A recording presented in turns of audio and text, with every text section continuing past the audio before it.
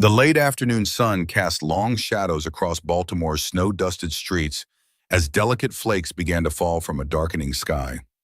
Thomas Parker stood tall and imposing outside Garrison's luxury toys, his Armani coat providing perfect insulation against the December chill. The Patek Philippe on his wrist, a 40th birthday gift to himself, gleamed under the store's festive lights. At 42, the CEO of DreamWorks Toys commanded every room he entered, his presence as weighty as the financial decisions he made daily. Yet his blue eyes carried a weariness that even his executive authority couldn't mask. "Daddy, can we go now? None of these dolls are special." Lily tugged at her father's sleeve, her 5-year-old impatience growing. She stood beside him in a pink cashmere coat that probably cost more than most people's monthly rent, her chestnut hair arranged in perfect ringlets beneath a white knitted hat. Thomas glanced down at his daughter, noting the practiced pout that typically resulted in her getting whatever she wanted. The private shopper inside had presented dozens of exclusive toys, each more expensive than the last. Lily had rejected them all with the casual indifference of a child who had never been denied anything. What was the point of his success if he couldn't even find something to make his daughter smile? "Richard will bring the car around soon. Is there nothing you liked?" Thomas knelt to Lily's level, something his executive coach had suggested he do more often. "Eye contact builds connection," she had said during their last session, after he'd confessed that sometimes he felt like a stranger to his own child. Lily shook her head, kicking at a small mound of snow with her Italian leather boots. "They're all the same as what I already have. Madison says I have everything anyway." The resignation in her voice struck Thomas hard. His daughter had everything money could buy, yet the hollowness he felt daily seemed to have infected her too. Thomas spotted his driver, pulling up to the curb in the black Bentley. 3 years after Kate's death, he still maintained a rigorous schedule that left little room for deviation. Board meetings, quarterly reviews, product launches, all perfectly organized by his assistant George. Raising Lily had been similarly systematized. The best nannies, the most exclusive kindergarten, carefully vetted playdates with children of other executives. A life of privilege carefully constructed to shield her from the pain of loss. The wind picked up, carrying snowflakes that danced around them like tiny specters. It was in this crystalline moment that Thomas's attention caught on a scene unfolding across the street. A young woman knelt on the slushy sidewalk, her thin jacket hardly adequate for the weather, arms wrapped around a small girl who was visibly upset. The contrast was stark, his daughter surrounded by luxury yet discontented, while another child cried for something she clearly couldn't have. "Why is that girl crying, Daddy?" Lily had followed his gaze, her previous boredom suddenly forgotten. Before Thomas could redirect her attention, a gust of wind carried the other child's words to them. "I'm sorry for making you sad, Mommy. I know we don't have money." The raw anguish in the little voice cut through the busy street noise, finding its mark in Thomas's chest. Something about that simple, devastating apology cracked through his carefully maintained composure. "Richard can wait another moment." Thomas found himself saying, surprised by his own hesitation to follow the usual schedule. His eyes remained fixed on the mother and daughter. The woman had long brown hair pulled back in a practical ponytail, her clothes well worn but clean. Everything about her spoke of careful budgeting and making do. The store window behind them displayed rows of Barbie dolls in their perfect pink boxes, each one representing a wish beyond reach. "Can we go talk to them?" Lily asked, her eyes wide with curiosity rather than judgment. She looked sad. Thomas should have said no. His day was planned to the minute with an investor call in 45 minutes. Getting involved in strangers' problems wasn't on the agenda.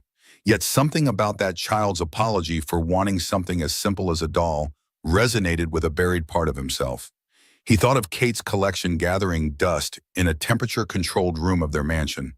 Hundreds of Barbie dolls his wife had cherished since childhood, dolls she had planned to share with Lily when she was old enough to appreciate them. "Yes," he heard himself say, "we can talk to them." Thomas took Lily's hand and carefully navigated across the slushy street. As they approached, the woman quickly wiped tears from her eyes and stood positioning herself slightly in front of her daughter in an instinctively protective gesture. Her wariness was immediate and unmistakable. "Hello," Thomas began, immediately conscious of how his 6'2" frame and expensive attire must appear.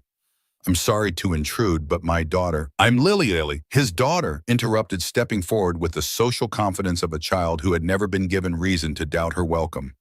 Why are you crying? Is it because of the trolls? I have lots of dolls. The other little girl peeked out from behind her mother, tears still streaming down her reddened cheeks. She had warm brown eyes and wore a blue coat that had clearly been passed down its sleeves slightly too short for her arms. Olivia, honey, it's time for us to go. The woman gently pulled her daughter closer, her voice kind but firm. She glanced up at Thomas with polite but unmistakable dismissal. Thank you for your concern, but we're fine. Up close, Thomas could see she was younger than he'd initially thought, perhaps early 30s. There was a quiet dignity in her posture, despite the embarrassment of being approached during a vulnerable moment. Something about her reminded him of Kate, not in appearance, but in that same born of inner strength. I heard your daughter mention a Talbaum, Thomas said, wishing he had George's diplomatic finesse for once. I'm Thomas Parker. I actually work at DreamWorks Toys, and you're the boss man who makes the dolls. Olivia's small voice interrupted her curiosity, momentarily overcoming her sadness. A flash of recognition crossed the woman's face. Mr. Parker. Yes, I recognize you from the business journals now. Her posture changed subtly, becoming more professional, though no less guarded. I'm Jennifer Hayes. This is my daughter, Olivia. And truly, we're fine. Just having a moment. You can call him Thomas. Everybody does, except when he's in trouble with the board. Lily supplied helpfully, causing a startled laugh to escape Jennifer's lips before she could suppress it. Thomas felt an unexpected flush warm his cheeks. 3 years of boardroom authority, and he was flustered by a chance encounter on a snowy sidewalk. My daughter is quite the commentator. Look, I couldn't help overhearing that Olivia would like a doll. I'd be happy to. No, Jennifer's response was immediate, her spine straightening. Thank you, but no. We don't accept gifts from strangers, no matter how well-intentioned. She knelt beside Olivia, smoothing her daughter's hair. Remember what we talked about, Sweet Pea? Some things we save up for, and that makes them special when we finally get them. Olivia nodded bravely, though her eyes still drifted longingly to the store window. For my birthday in May. Thomas felt a flash of admiration mixed with frustration. Most people would have jumped at an offer from someone in his position. Her refusal spoke of pride, perhaps, but also of principles she was actively teaching her daughter. It made his own parenting suddenly feel hollow. What values was he instilling in Lily beyond the ease of acquisition? Daddy has lots and lots of dolls at home, Lily announced suddenly. They were Mommy's before she went to heaven. They just sit in a room all day with nobody to play with them. Jennifer's expression softened at Lily's words, a flash of sympathy crossing her features. Thomas felt the familiar constriction in his chest that always came with any mention of Kate. 3 years and it still felt like yesterday, the rainy night, the call, the world shattering in an instant. My wife collected Barbie dolls since she was a child, Thomas explained quietly. Some quite valuable now. She always said they were meant to be played with someday, not just displayed. He paused, surprised by his own willingness to share something so personal with a stranger. I didn't come over to impose, Miss Hayes, but my daughter is right. Kate would have hated knowing her collection was gathering dust. If Olivia would like one, it wouldn't be charity. It would be fulfilling my wife's wish. For a moment, Jennifer seemed to waver, glancing between her hopeful daughter and Thomas's sincere expression. But then she shook her head firmly. I appreciate the sentiment, Mr. Parker. I truly do. But I can't accept that. We'll manage our own way. She squeezed Olivia's hand. It's getting late, and the bus will be here soon. We should go. But Mommy Olivia began. We need to catch our bus, sweetie. Jennifer's tone was gentle, but left no room for argument. She looked up at Thomas with a polite smile that didn't quite reach her eyes. Thank you for the offer. It was kind. Thomas nodded, recognizing the dismissal. He was unaccustomed to hearing no in the corporate world. His suggestions were treated as directives. Yet he found himself respecting Jennifer's refusal rather than feeling offended by it. As they turned to leave, Lily suddenly darted forward, unclasping the silver Hello Kitty bracelet from her wrist. Here, she said, holding it out to Olivia. You can have this instead of a doll. Daddy says sharing is important. Jennifer opened her mouth clearly, about to refuse this gift too, but something in Lily's earnest expression made her hesitate. Thomas was as surprised as Jennifer by his daughter's gesture. The bracelet had been a gift from her grandmother last Christmas, and Lily had treasured it. That's very sweet, Jennifer finally said, looking to Thomas for guidance. Thomas nodded unexpectedly, moved by his daughter's spontaneous generosity. If Olivia would like it, it's fine. Olivia looked up at her mother with pleading eyes. After a moment's consideration, Jennifer sighed. What do we say when someone gives us something nice, Olivia? Thank you, Olivia whispered, accepting the bracelet with reverent hands. It's the prettiest thing ever. We'll take good care of it, Jennifer promised, a genuine smile finally softening her features, and perhaps return it someday. No need, Thomas said. It's a gift. As Jennifer and Olivia walked away toward the bus stop, Thomas felt a strange reluctance to end the encounter. There had been something refreshing about the interaction, no corporate agendas, no one seeking his influence or approval. Just a genuine moment of human connection, something that had become increasingly rare in his carefully controlled world. They were nice, Lily observed as they walked back toward the waiting Bentley. But why can't they buy dolls if they want them? The innocent question hung in the air as Richard opened the car door for them. Thomas helped Lily into her booster seat, considering how to explain economic inequality to a 5-year-old who had never wanted for anything. Not everyone has the same resources, Lilybug, he finally said as he buckled her in. Some people have to be very careful with their money. Like a budget, Lily asked, surprising Thomas with her vocabulary. Ms. Peterson at school talks about budgets. Yes, exactly like that. Thomas settled into the leather seat beside her. Some people have tight budgets. Then we should help them, Lily declared with the simple logic of childhood. You always tell the board that we have resources to allocate strategically. Thomas couldn't help but laugh. You've been listening to my phone calls again, haven't you? He tousled her hair affectionately. It's more complicated than that, sweetheart. Some people don't want help even if they need it. They have pride. What's pride? Lily leaned against his arm, her momentary good deed apparently forgotten as she moved on to the next curiosity. As the Bentley pulled away from the curb, Thomas glanced back through the tinted window. Jennifer and Olivia were still visible at the bus stop, the little girl examining her new bracelet with undisguised joy, while her mother watched with a mixture of tenderness and resignation. Pride is, Thomas searched for words a 5-year-old might understand. It's believing in your own strength. It's wanting to stand on your own feet even when standing is hard. Like when I fell skating but didn't want you to carry me, Lily asked. Thomas smiled, remembering how his headstrong daughter had insisted on getting up herself despite the tears. Exactly like that. As they drove through the snowy streets toward their Homeland neighborhood mansion, Thomas found his thoughts lingering on Jennifer Hayes and her quiet dignity. There had been something compelling about her, a strength forged by necessity rather than ambition. In his world of corporate maneuvers and strategic acquisitions, genuine integrity sometimes felt like a rare commodity. The week passed in its usual structured fashion. Board meetings, product development reviews, a strategy session with the marketing team about their spring lineup. Thomas moved through it all with practiced efficiency, though he occasionally caught himself thinking about the encounter outside the toy store. By Friday, he'd almost managed to push it from his mind entirely.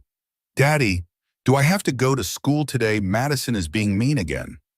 Lily sat at the breakfast nook, pushing her organic granola around the bowl with obvious reluctance. Thomas checked his watch. He had an executive committee meeting at 9, and Lily's usual nanny had called in sick. He'd had to rearrange his entire morning to accommodate dropping Lily off himself. Yes, you do have to go to school, he said, trying to be patient despite the time pressure. Everyone has difficult days, Lily. Remember what Dr. Matthews said about using your words when other children upset you. Lily sighed dramatically.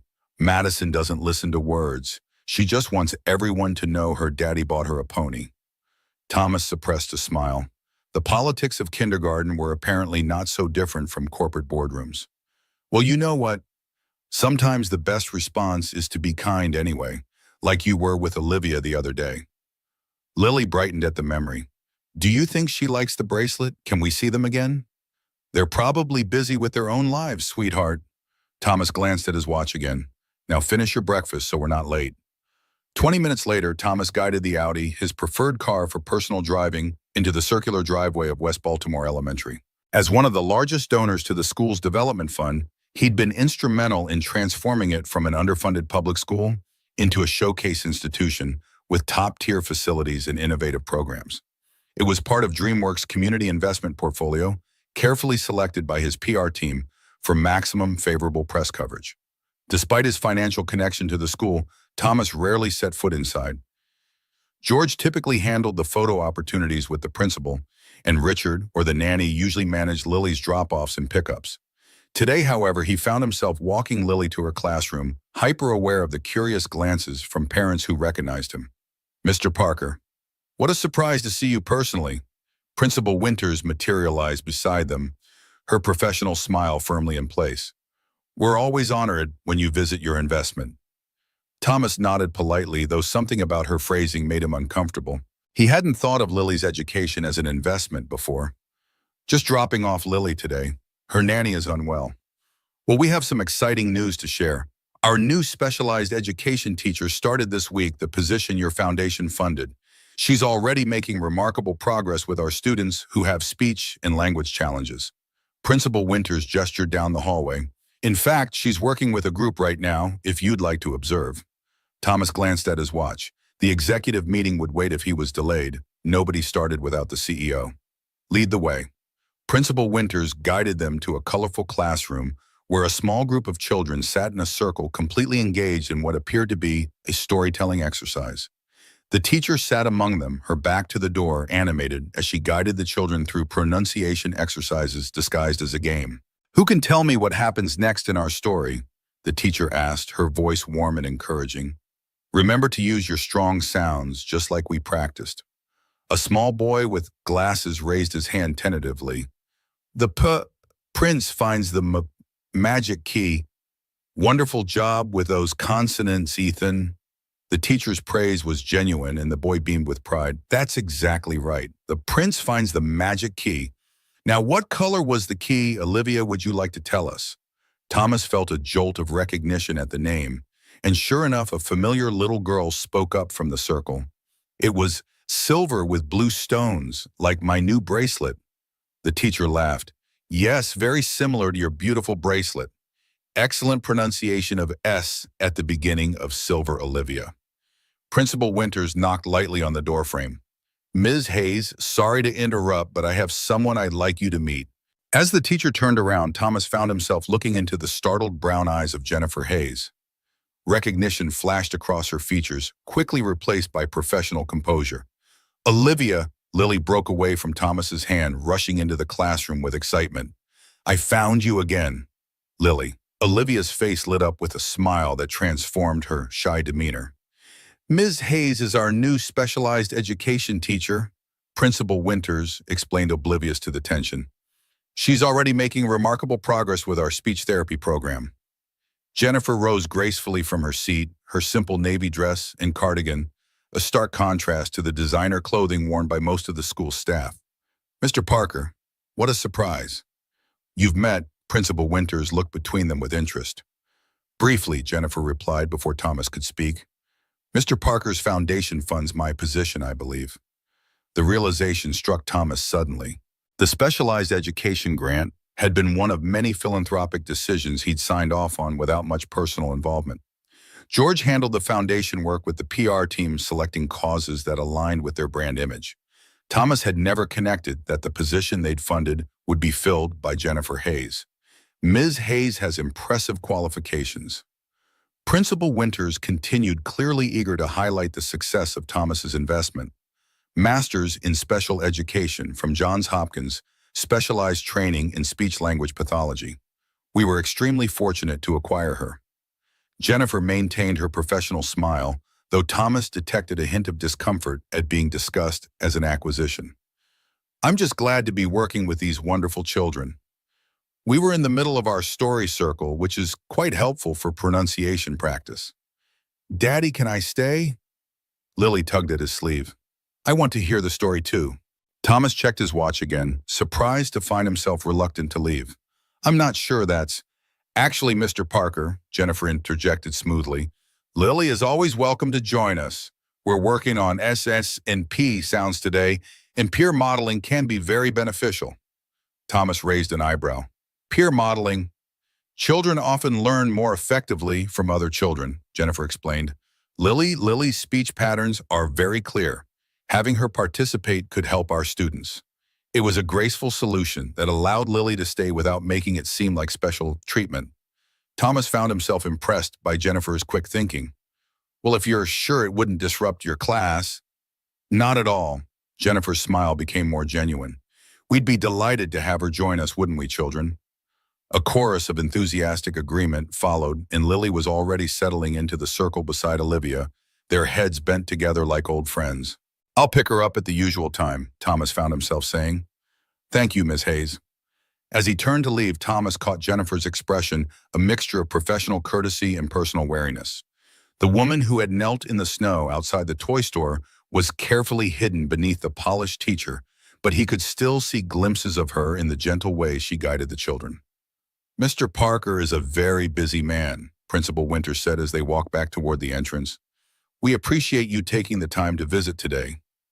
Perhaps we could schedule a proper tour soon. The board would love to show you how your generous donations have been utilized. Perhaps. Thomas's mind was already calculating making connections. Jennifer Hayes was no longer just a chance encounter, but an employee of a school his foundation supported. The coincidence seemed almost orchestrated, though he knew that was impossible. Tell me more about Ms. Hayes' program. Principal Winters seized the opportunity to elaborate on the speech therapy initiative, explaining how it served children with various speech impediments and developmental delays. Thomas listened with half an ear, his thoughts elsewhere. Had Lily ever been evaluated for speech development? She seemed articulate enough, but he realized with a pang that he wasn't actually sure what developmental milestones she should have reached at 5. Kate would have known. Especially valuable for children who have experienced trauma or loss, Principal Winters was saying as they reached the front entrance. Children like Lily might benefit from the emotional expression components of Ms. Hayes' program, even without speech concerns. Thomas's attention snapped back. What do you mean, children like Lily? Principal Winters hesitated, clearly realizing she'd stepped onto sensitive ground. I only meant children who have lost a parent at a young age sometimes develop emotional expression challenges. It's quite normal, but Mrs. Hayes has specific training in helping children articulate difficult feelings. A flare of defensiveness rose in Thomas's chest. Lily has access to the best child psychologist in Baltimore. Dr. Matthews has never indicated any concerns. Of course, Principal Winters backpedaled smoothly. I meant no offense, Mr. Parker. Lily is a delightful child. I simply wanted you to be aware of all the resources available. Here, resources your generosity has made possible. Thomas nodded curtly, suddenly eager to escape the conversation. Thank you for the information. Please tell George if there's anything else the foundation can provide. As he drove to the office, Thomas found his practice compartmentalization failing him. Thoughts of Jennifer Hayes kept intruding on his mental preparation for the executive meeting. There had been no recognition in her eyes when Principal Winters mentioned Lily's loss, which meant Thomas hadn't been the subject of workplace gossip, at least. Jennifer had treated him like any other parent, not like the widowed CEO whose tragic story had featured in the Baltimore Business Journal 3 years ago. It was refreshing if he was honest with himself. Most people handled him with careful deference, especially when Kate was mentioned. Jennifer had been professional, but not deferential. She had accepted Lily into her class not because she was Thomas Parker's daughter, but because she saw an opportunity for peer modeling. The executive meeting passed in a blur of quarterly projections and market analyses. George noticed his distraction, but attributed it to the unusual morning routine. By afternoon, Thomas had managed to refocus on work diving into the development issues with their new interactive doll line. The toys incorporated basic AI to create more responsive play patterns, a direct competitor to Mattel's latest innovations. The programming team was running into challenges with the voice recognition software. It wasn't until he was packing up for the day that Thomas remembered he had agreed to pick Lily up himself. Checking his watch, he realized he was already 15 minutes late. He texted Richard to bring the car around and hurried downstairs.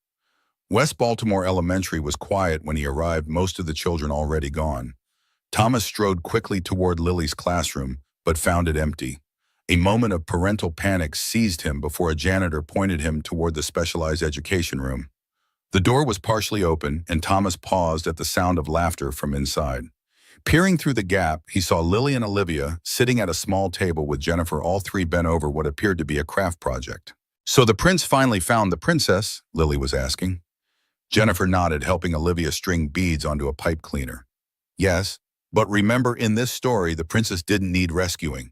She was working on her own plan to escape. Like mommy in real life. Olivia added, her sound still slightly soft, but clearer than they had been that morning. Mommy says we rescue ourselves. That's right, sweet pea. Jennifer glanced up and caught sight of Thomas in the doorway. Oh, Mr. Parker, we were just finishing up our story bracelets. Thomas pushed the door open fully. I'm sorry I'm late. The development meeting ran long. No problem at all, Jennifer assured him, though there was a hint of reserve in her voice. Lily has been a wonderful help. She has quite a gift for our storytelling. Lily bounded over, proudly displaying a colorful beaded bracelet. Look, Daddy, we made the story into bracelets. The blue bead is the magic key, and the silver one is the princess's special powers. Olivia helped me pick the colors. It's beautiful, Thomas said, genuinely impressed by the intricacy of the small creation. Did you thank Ms. Hayes for letting you stay late? Thank you, Ms. Hayes, Lily recited dutifully before turning back to Olivia. Can we play again tomorrow? Jennifer exchanged a glance with Thomas. Well, that would be up to your father and your regular teacher, sweetheart. I only have special classes certain days of the week. Thomas noted the careful way she deferred to the normal school structure rather than making promises directly to Lily, another sign of her professionalism and her understanding of boundaries. Perhaps we could discuss Lily's participation in some of your sessions, Thomas suggested, surprising himself. Principal Winters mentioned there might be benefits even for children without speech concerns. Jennifer studied him for a moment as if trying to discern his motives. I'd be happy to discuss it. I have openings for parent consultations next Tuesday afternoon if that works with your schedule. The formality of her response created a clear professional distance. Thomas recognized the boundary she was establishing and respected it. Tuesday would be fine. George, my assistant, will arrange it. Olivia had finished her bracelet and was showing it to Lily. The silver Hello Kitty charm from Lily's original gift had been incorporated into the new creation. See, I kept it safe like Mommy said. Jennifer began tidying up the craft supplies. Olivia, we should let Lily and her father get home. It's getting late and we still need to catch our bus. Thomas glanced out the window where the snow had started again in earnest. You take the bus in this weather. Public transportation is reliable. Jennifer replied, a subtle reminder of their different circumstances. We're used to it. Thomas hesitated, then made a decision. We're headed to the Homeland area. If that's anywhere near your route, we could give you a ride. Jennifer's instinctive refusal was visible in her expression before she even spoke. Thank you, but we couldn't impose. Please, Ms. Hayes, Lily interjected with the perfect timing of a child. Then Olivia can show me her house and her toys. An uncomfortable silence followed as Jennifer clearly struggled with how to explain the differences in their living situations to a 5-year-old. That's very kind, Lily, but Olivia and I have errands to run on the way home. What kind of errands? Lily persisted, oblivious to the undercurrents. Grocery shopping, Jennifer said with the patience of both a mother and a teacher. We need to pick up a few things for dinner. Thomas saw an opportunity. We need to stop for groceries as well, actually. Well, it wasn't technically a lie. Their refrigerator was always stocked by the housekeeper, but they did technically need groceries at some point. The new Whole Foods on Northern Parkway is on our way. We'd be happy to drop you there. Jennifer looked skeptical, clearly doubting that the CEO of DreamWorks Toys regularly shopped for his own groceries. But a glance at the worsening weather outside seemed to weaken her resolve. Mommy, can we go with them, please?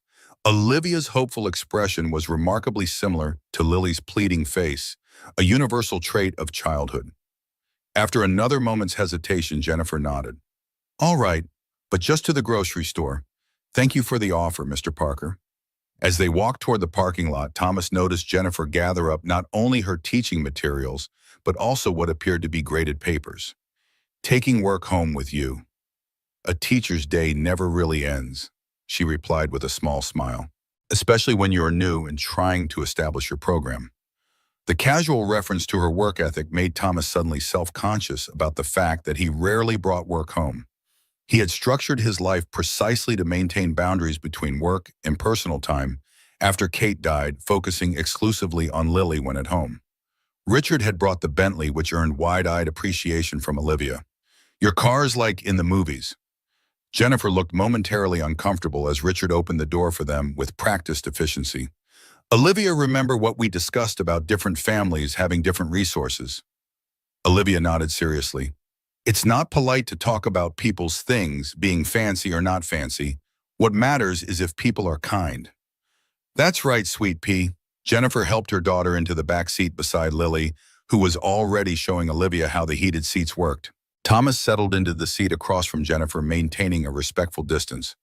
Homeland Richard with a stop at Whole Foods on Northern Parkway. Yes, sir. The privacy partitions slid up smoothly, leaving them in quiet luxury. Jennifer glanced around the immaculate interior. This is quite different from the 42 bus. I imagine so. Thomas wasn't sure if her comment was criticism or just observation. I understand now why you were concerned about accepting a ride the other day. I should have been more sensitive to how it might have appeared. Jennifer's expression softened slightly. You were being kind. I apologize if I seemed ungrateful. It's just important to me that Olivia understands the value of independence. A valuable lesson. Thomas watched as Lily showed Olivia how to adjust the reading light above her seat. One I perhaps haven't emphasized enough with Lily. All parents emphasize different values, Jennifer said diplomatically. There's no perfect approach. What happened to Olivia's father, if you don't mind my asking? The question left his mouth before he could consider its propriety, and Thomas immediately regretted it. I apologize, that's far too personal. Please ignore me. Jennifer was quiet for a moment, watching the girls interact. No, it's a fair question, considering I'm teaching your daughter. She took a measured breath. Daniel is a successful investment banker. We met in college, married after graduation. When I was pregnant with Olivia, everything seemed perfect. Thomas waited, sensing there was more to the story. When Olivia was 2, we noticed she wasn't speaking as much as other children her age.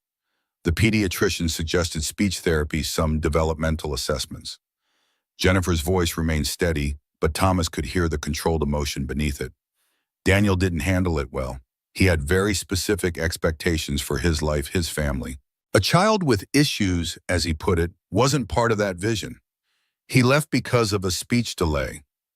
Thomas couldn't keep the disbelief from his voice. He left because reality didn't match his fantasy, Jennifer corrected without bitterness. The speech delay was just the catalyst. He's in Singapore now, I believe. New wife, new life. Sends a check on Olivia's birthday most years. The casual dismissal of such abandonment stunned Thomas. In his world, such behavior would be scandalous. I don't even know what to say. Nothing needs to be said. It's ancient history now. Jennifer smiled as she watched Olivia laugh at something Lily had said. And honestly, we're better off. Olivia doesn't need someone in her life who sees her as less than perfect. Thomas thought about Kate, about how fiercely she would have fought for Lily if anything had ever threatened their daughter's well-being. The contrast between Jennifer's ex-husband and his late wife couldn't have been more stark. For what it's worth, he said quietly, Olivia seems like a remarkable child, her father's loss. Jennifer's expression warmed with genuine appreciation. Thank you. That means a lot. She hesitated, then added, I heard about your wife. I'm very sorry for your loss. The familiar ache bloomed in Thomas's chest. Thank you. Kate was extraordinary. Lily was only 2 when it happened. Sometimes I worry she won't remember her mother at all. Children hold on to more than we realize, Jennifer said gently, especially with the right support. The Bentley slowed as they approached the Whole Foods. Thomas found himself reluctant to end the conversation, which had been the most genuine human interaction he'd had in months outside of his therapy sessions. Would you and Olivia like to join us for dinner? He asked impulsively. I'm afraid I can't offer home cooking. Our chef prepares meals in advance, but I'm told the food is quite good. Jennifer's expression closed immediately. That's very kind, but we couldn't. We have our routine and it's a school night. Of course, Thomas accepted the refusal, gracefully understanding the boundary she was maintaining. Another time, perhaps. Perhaps. Jennifer's non-committal response was polite but clear. As Richard opened the door at the Whole Foods entrance, Lily and Olivia expressed dramatic disappointment at being separated. Watching them, Thomas was struck by how quickly children form connections unburdened by the complications adults carried. Thank you for the ride, Mr. Parker, Jennifer said formally as she gathered her bags, and for allowing Lily to participate in our class today. She's welcome anytime. I look forward to our consultation next Tuesday, Thomas replied, equally formal, to discuss Lily's potential participation in your program. Jennifer nodded, taking Olivia's hand. As they walked toward the store entrance, Thomas heard Olivia ask, "Can Lily come to our house sometime, Mommy?" Jennifer's response was too quiet to hear, but her gentle smile suggested it wasn't an outright refusal. "Daddy, I like Olivia," Lily declared as they continued toward home. "And Ms. Hayes is nice, not fake nice like Madison's mom." Thomas smiled at his daughter's perceptiveness. Yes, they seem like genuine people. What's genuine mean? It means real, true, not pretending to be something they're not. Lily considered this as they turned onto their street, where grand homes sat back from the road behind manicured lawns now covered in snow. Their mansion, a historic Georgian revival that Kate had fallen in love with, loomed ahead, windows glowing with the lights the housekeeper always left on for their arrival. "Why did Olivia look sad when she saw our house last time?" Lily asked suddenly. Thomas glanced at his daughter, surprised by her observation. "Did she? I didn't notice. When we drove past to go to Whole Foods, she looked out the window and got all quiet." Thomas considered how to explain the vast economic disparity between their situations to a 5-year-old. "Well, our house is very big, and not everyone has a house this size. Sometimes seeing what other people have can make you feel complicated feelings. Like when Madison talks about her pony." "Something like that, yes."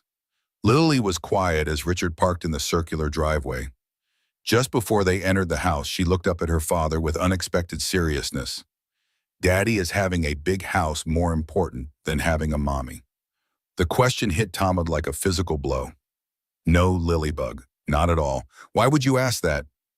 "Because Olivia has a mommy who picks her up every day and reads her stories and makes dinner. But she has a small house." Lily's logic was devastatingly simple. "And I have a big house, but no mommy." Thomas knelt in the snow, ignoring the cold seeping through his designer slacks, and pulled Lily into a hug. "Oh, sweetheart, having a mommy is much more important than having a big house. I wish more than anything that your mommy was still here with us." "Me too." Lily's small arms wrapped around his neck. "But you're a good daddy, even if you don't always pick me up." The innocent observation carried more weight than she could know. Thomas held his daughter tighter, suddenly aware of all the school pickups he'd missed, all the moments delegated to nannies and housekeepers and drivers. "I'm going to pick you up more often," he promised, not sure if he was speaking more to Lily or to himself. "And we'll do more things together. Just the two of us." Lily pulled back, her face brightening. "Like making dinner. Olivia told me she helps her mom make spaghetti." Thomas tried to remember the last time he'd set foot in his own kitchen for anything more complicated than pouring a drink.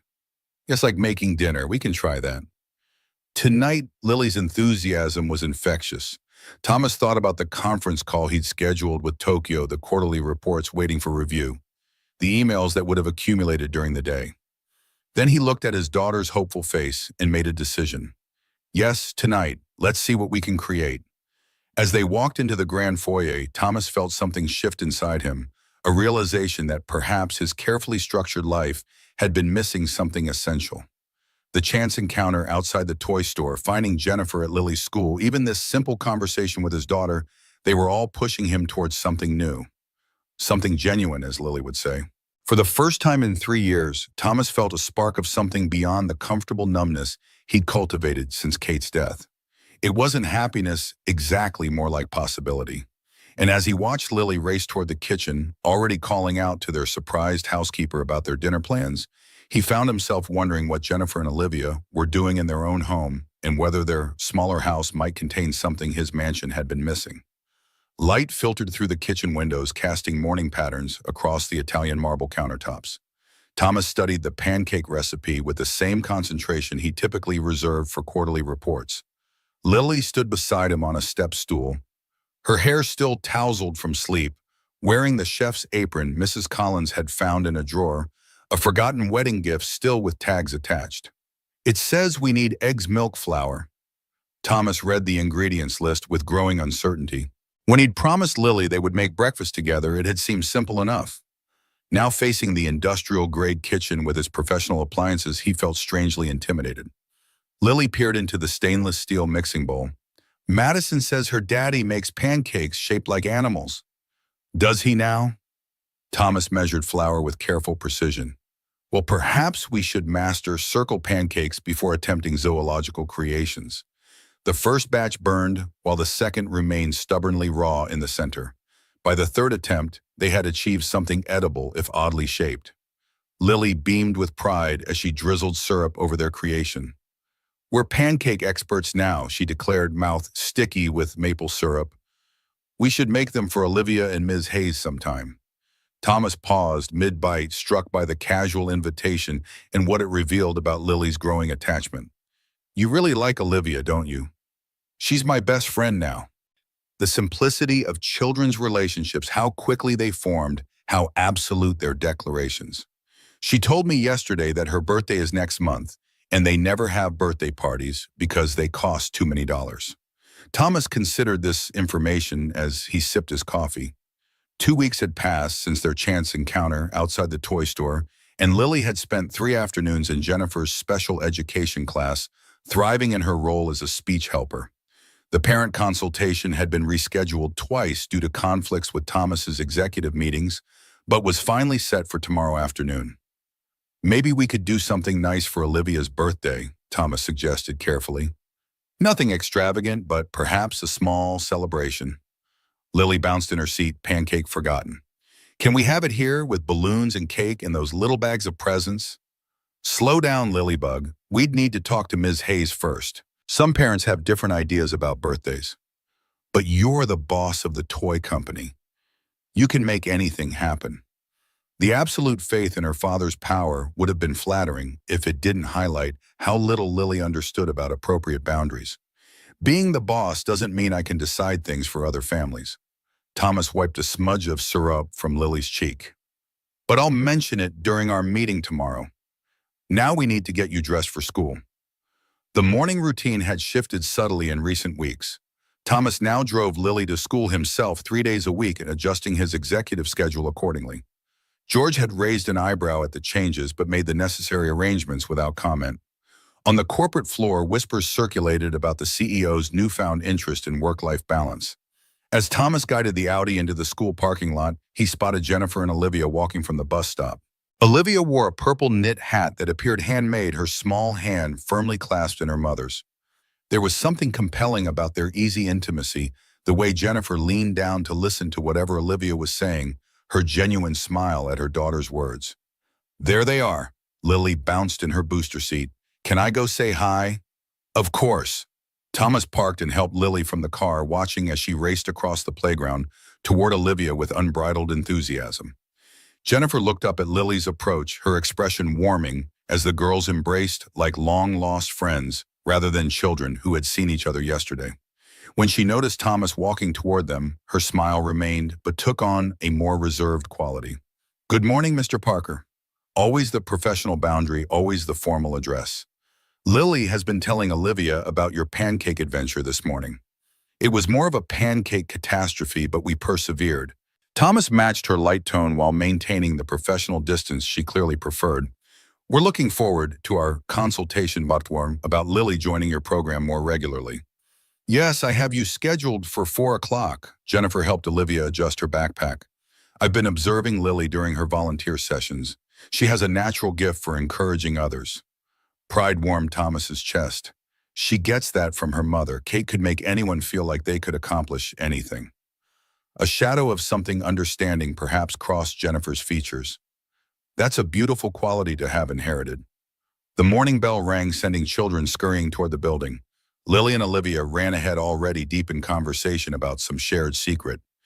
They've become quite close, Thomas observed as they walked toward the entrance. Yes, they have. Jennifer's tone carried a hint of caution. Olivia talks about Lily constantly. It's wonderful to see her with such a good friend, but Jennifer hesitated, choosing her words carefully. Children from different backgrounds sometimes struggle with understanding the limitations of each other's lives, especially at this age. You're worried about Olivia feeling the inequality. Thomas understood immediately. It goes both ways.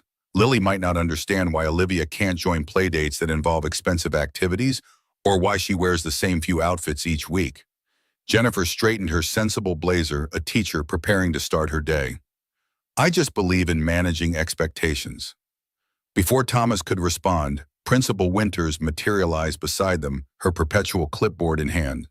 Mr. Parker, what a pleasure to see you again so soon. The board was just discussing your foundation's upcoming renewal commitment. The shift from genuine conversation to institutional fundraising was jarring. Thomas maintained his corporate smile while noting Jennifer's subtle withdrawal.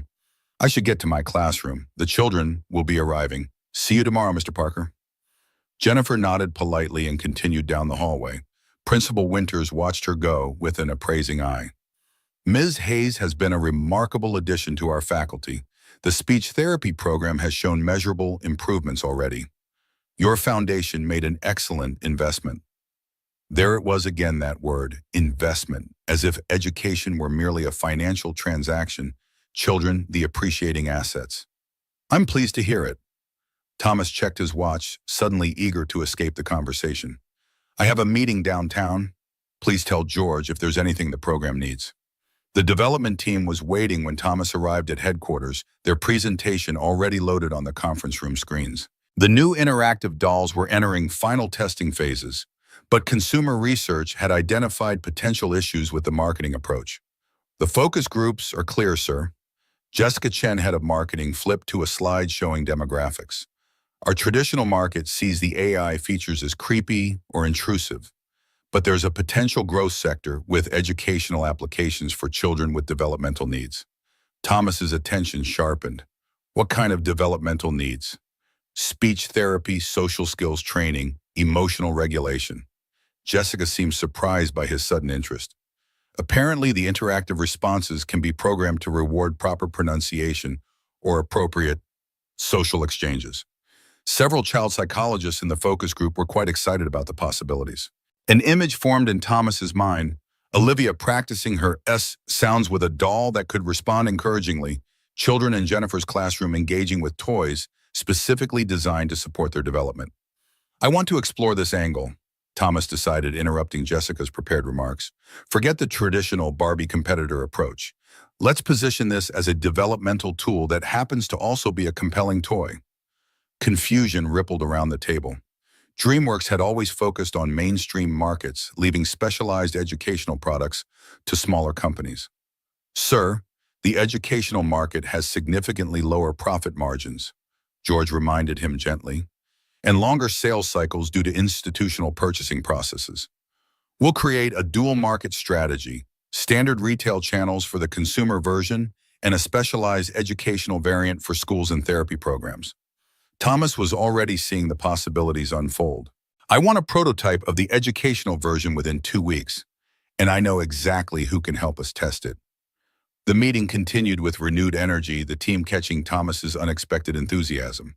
By the end, even George seemed convinced of the potential in this new direction, though his expression suggested he understood there was more to the story than mere market opportunity. Should I assume this sudden interest in educational applications has something to do with Lily's new teacher? George asked quietly as they walked back to Thomas's office. Thomas paused, momentarily surprised by George's perception. After 15 years as his right hand, perhaps he shouldn't have been. Ms. Hayes has provided some insights into an underserved market, yes. Of course, sir. George's neutral tone revealed nothing, but the slight raise of his eyebrow spoke volumes. On an unrelated note, the board has been asking about your recent schedule changes. Rebecca Collins mentioned concerns about shifting priorities. Rebecca Collins, the ambitious CFO who had made her interest in both Thomas's personal and professional life increasingly clear over the past year. Her concerns about his schedule were hardly unrelated. My priorities haven't shifted, George. They've expanded. Thomas stopped outside his office door. I'm still committed to DreamWorks' growth, but I'm also committed to being present in my daughter's life. A commendable balance, sir. George handed him a folder of documents requiring signatures. Ms. Collins has requested time in your calendar this afternoon to discuss Q3 projections. Shall I schedule it? Fine, 1 hour, no more. Thomas accepted the folder. And George and I'll need the afternoon free tomorrow. Parent-teacher conference. George made a note without comment, his professional mask betraying nothing of whatever thoughts might lie beneath.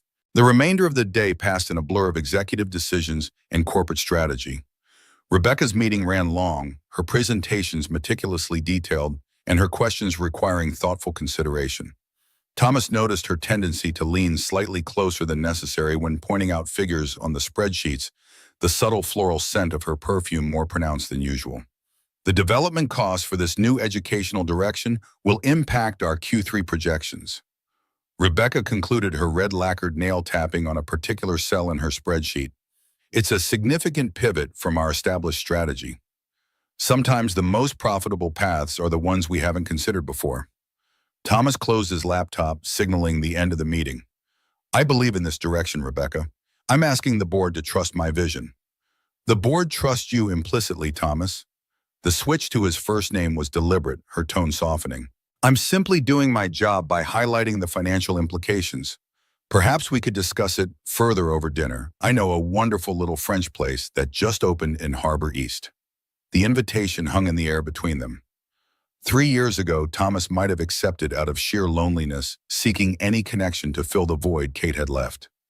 Now he found himself thinking of Jennifer Hayes and her clear professional boundaries. Thank you, Rebecca, but I have plans with Lily this evening. Perhaps another time. The gentle rejection was practiced polite but firm. A flash of disappointment crossed Rebecca's features before her professional smile returned. Of course, family first. It's one of the qualities we all admire about you. She gathered her materials with efficient movements. How is Lily enjoying school this year?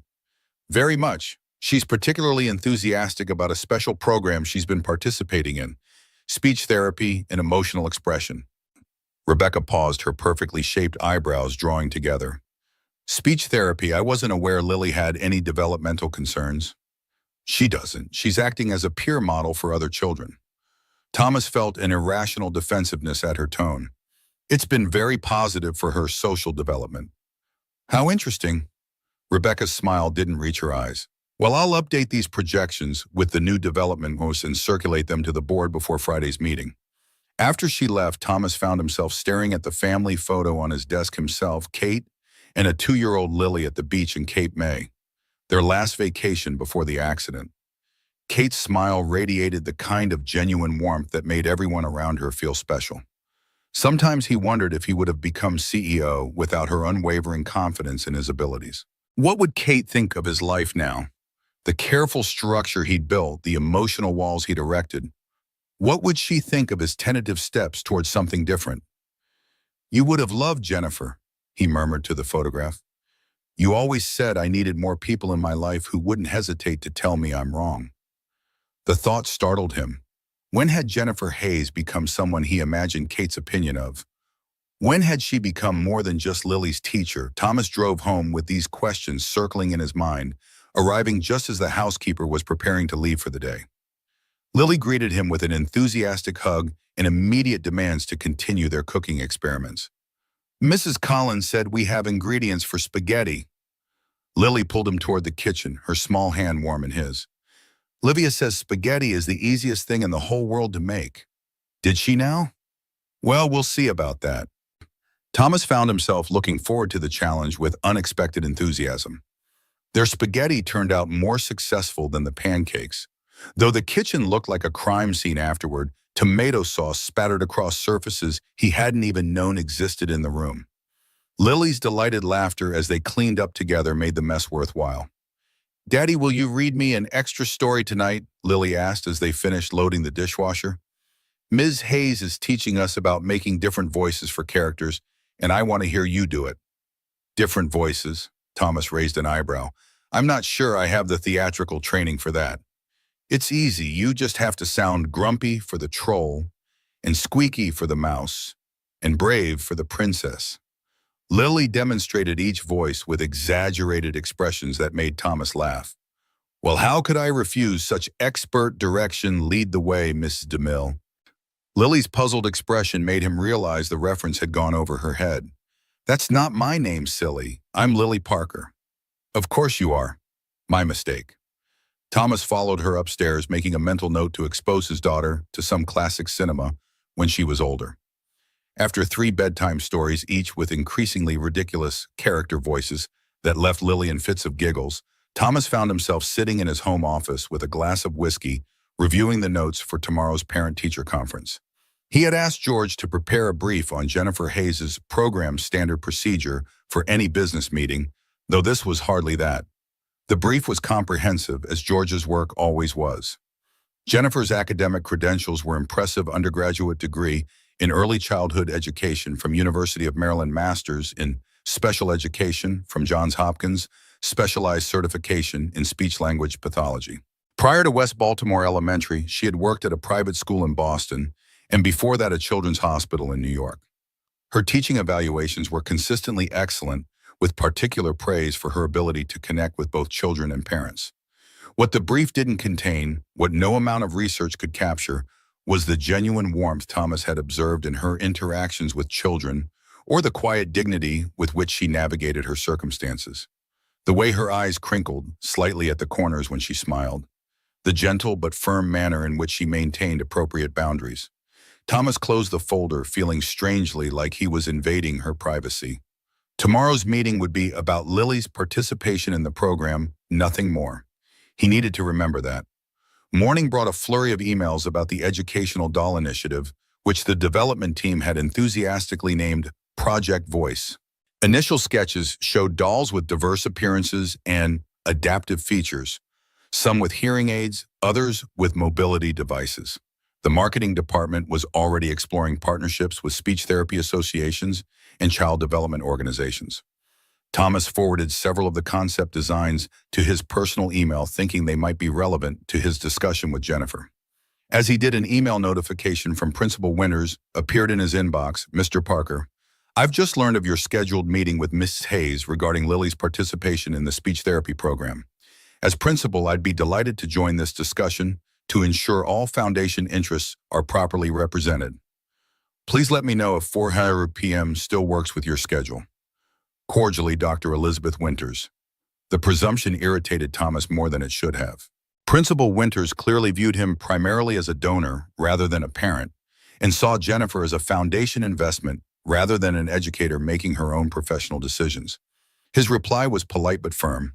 "Dr. Winters, thank you for your offer, but this is a standard parent-teacher consultation regarding my daughter's educational needs.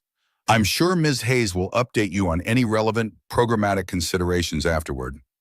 Best regards, Thomas Parker." The day proceeded with the usual parade of meetings and decisions, though Thomas found his attention repeatedly drifting to the afternoon's conference. When he finally left the office, he found himself irrationally concerned about his appearance, straightening his tie in the elevator's reflection, and wondering if his usual business attire might seem overly formal for a parent-teacher meeting. West Baltimore Elementary was quieter in the late afternoon, most of the children having departed hours ago. A few teachers worked in their classrooms with doors open, preparing for the next day. Thomas made his way to Jennifer's classroom in the East Wing, noticing how the hallway displays became increasingly creative and child-centered as he approached the special education section. Jennifer's classroom door was decorated with colorful paper flowers, each containing a child's name and a positive affirmation. Thomas spotted Olivia's flower with "I am a storyteller" written in careful letters. Lily's flower, a recent addition, proclaimed "I am a helpful friend." Thomas knocked lightly on the open door. Jennifer looked up from her desk, where she appeared to be reviewing student files. She wore a simple navy dress with a cardigan, her hair pulled back in its usual practical style. Despite the modesty of her appearance, there was something genuinely appealing about her focused expression, the way she carried herself with quiet confidence. "Mr. Parker, please come in." Jennifer stood, gesturing to a chair she had positioned beside her desk rather than across from it, a subtle choice that created a more collaborative atmosphere. "Thank you for making time for this discussion." "Of course. Lily's education is my priority." Thomas took the offered seat, noticing the organized chaos of the classroom walls, all covered with children's artwork, shelves filled with creative materials, a reading corner with well-worn pillows, and carefully categorized books. "I've been impressed with what I've seen of your program."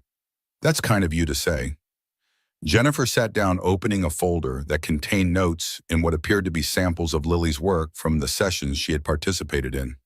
"Lily has been a wonderful addition to our speech circle, The other children respond very positively to her encouragement. She talks about it constantly at home.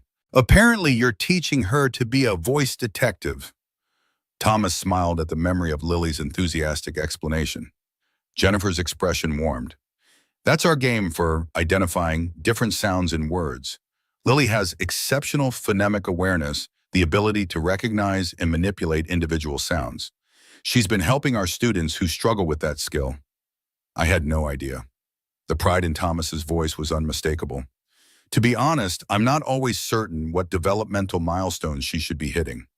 After Kate died, I focused on ensuring Lily had stability and support, but I worry sometimes that I've missed things.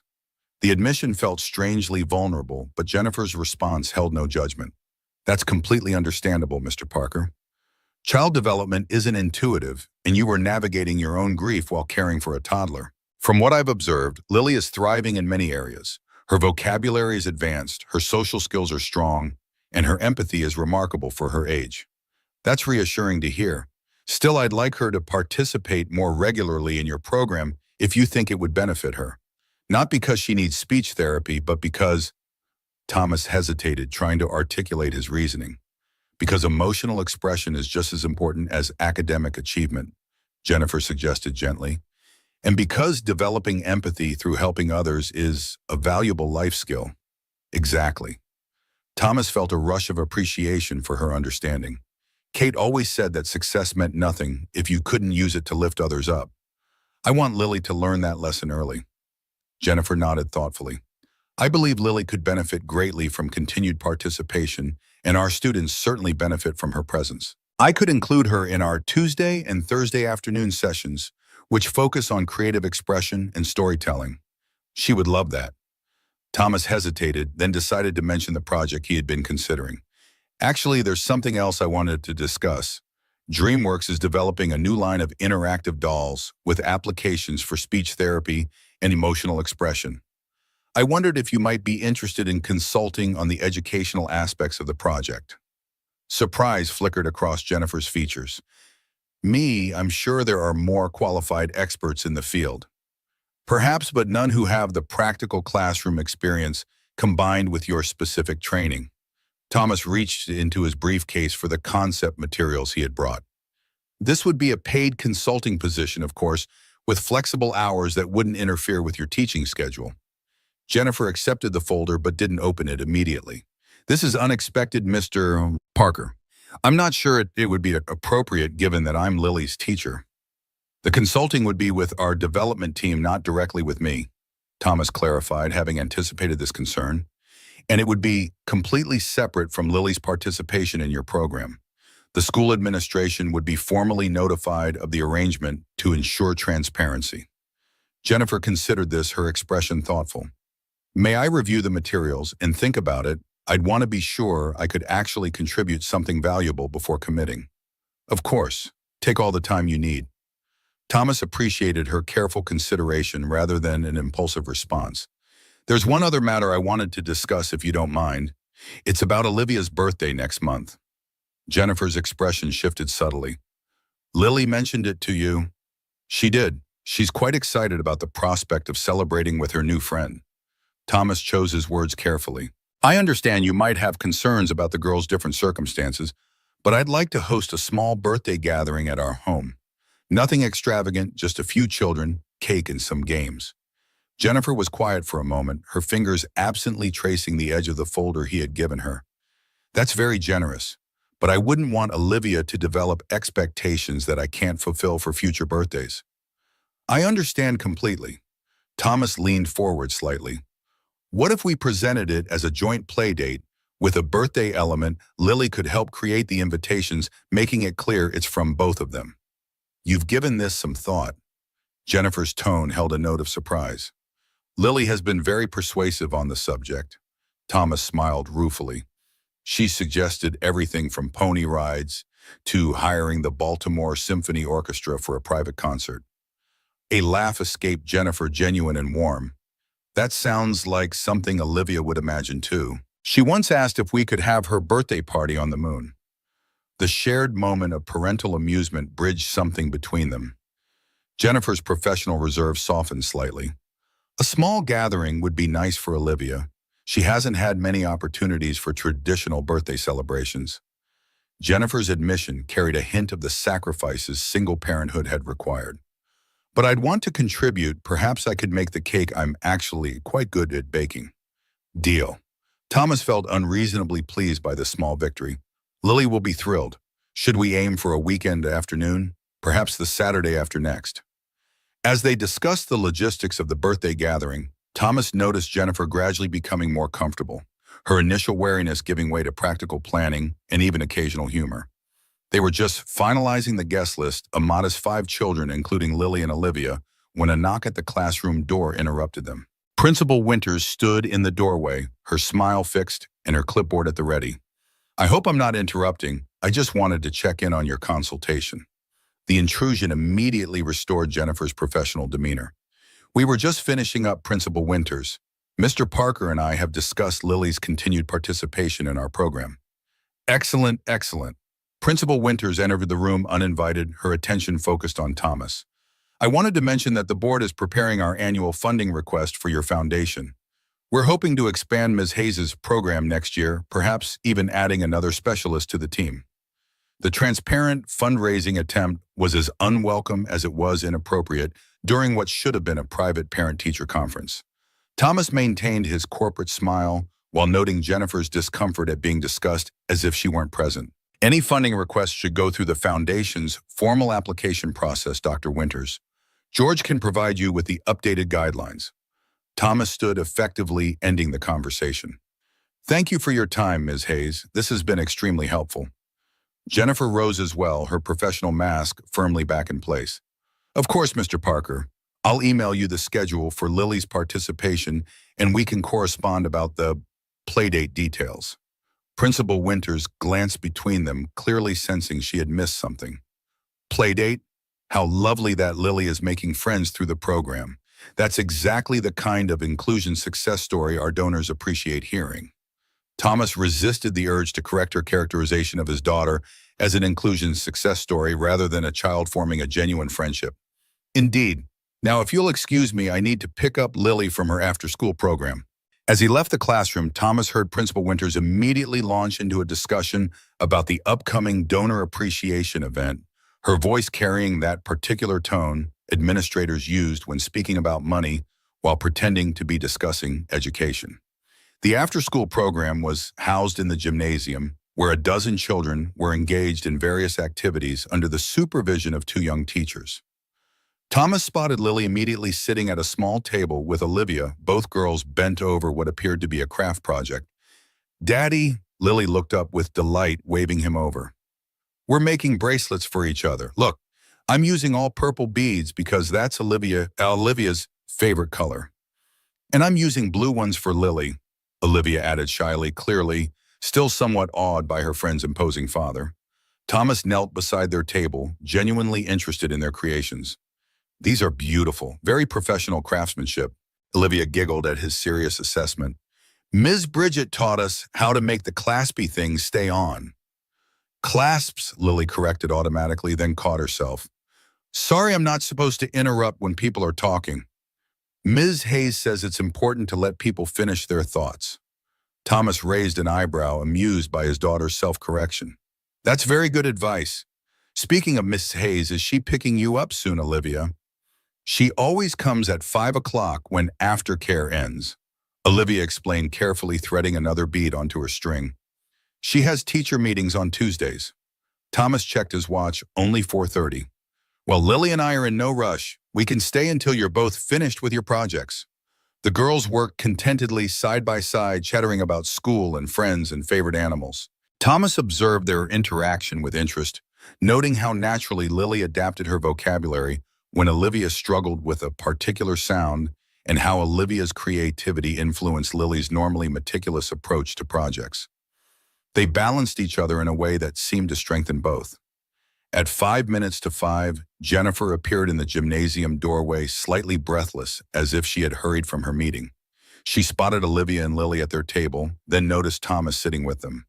Something in her expression shifted surprise, certainly, but also a momentary unguarded pleasure before her usual composed smile returned. "Hello, you two master jewelers," Jennifer greeted the girls as she approached. "Those bracelets look amazing." "Mr. Parker stayed to watch us finish them," Olivia informed her mother proudly. "He says we have professional craftsmanships."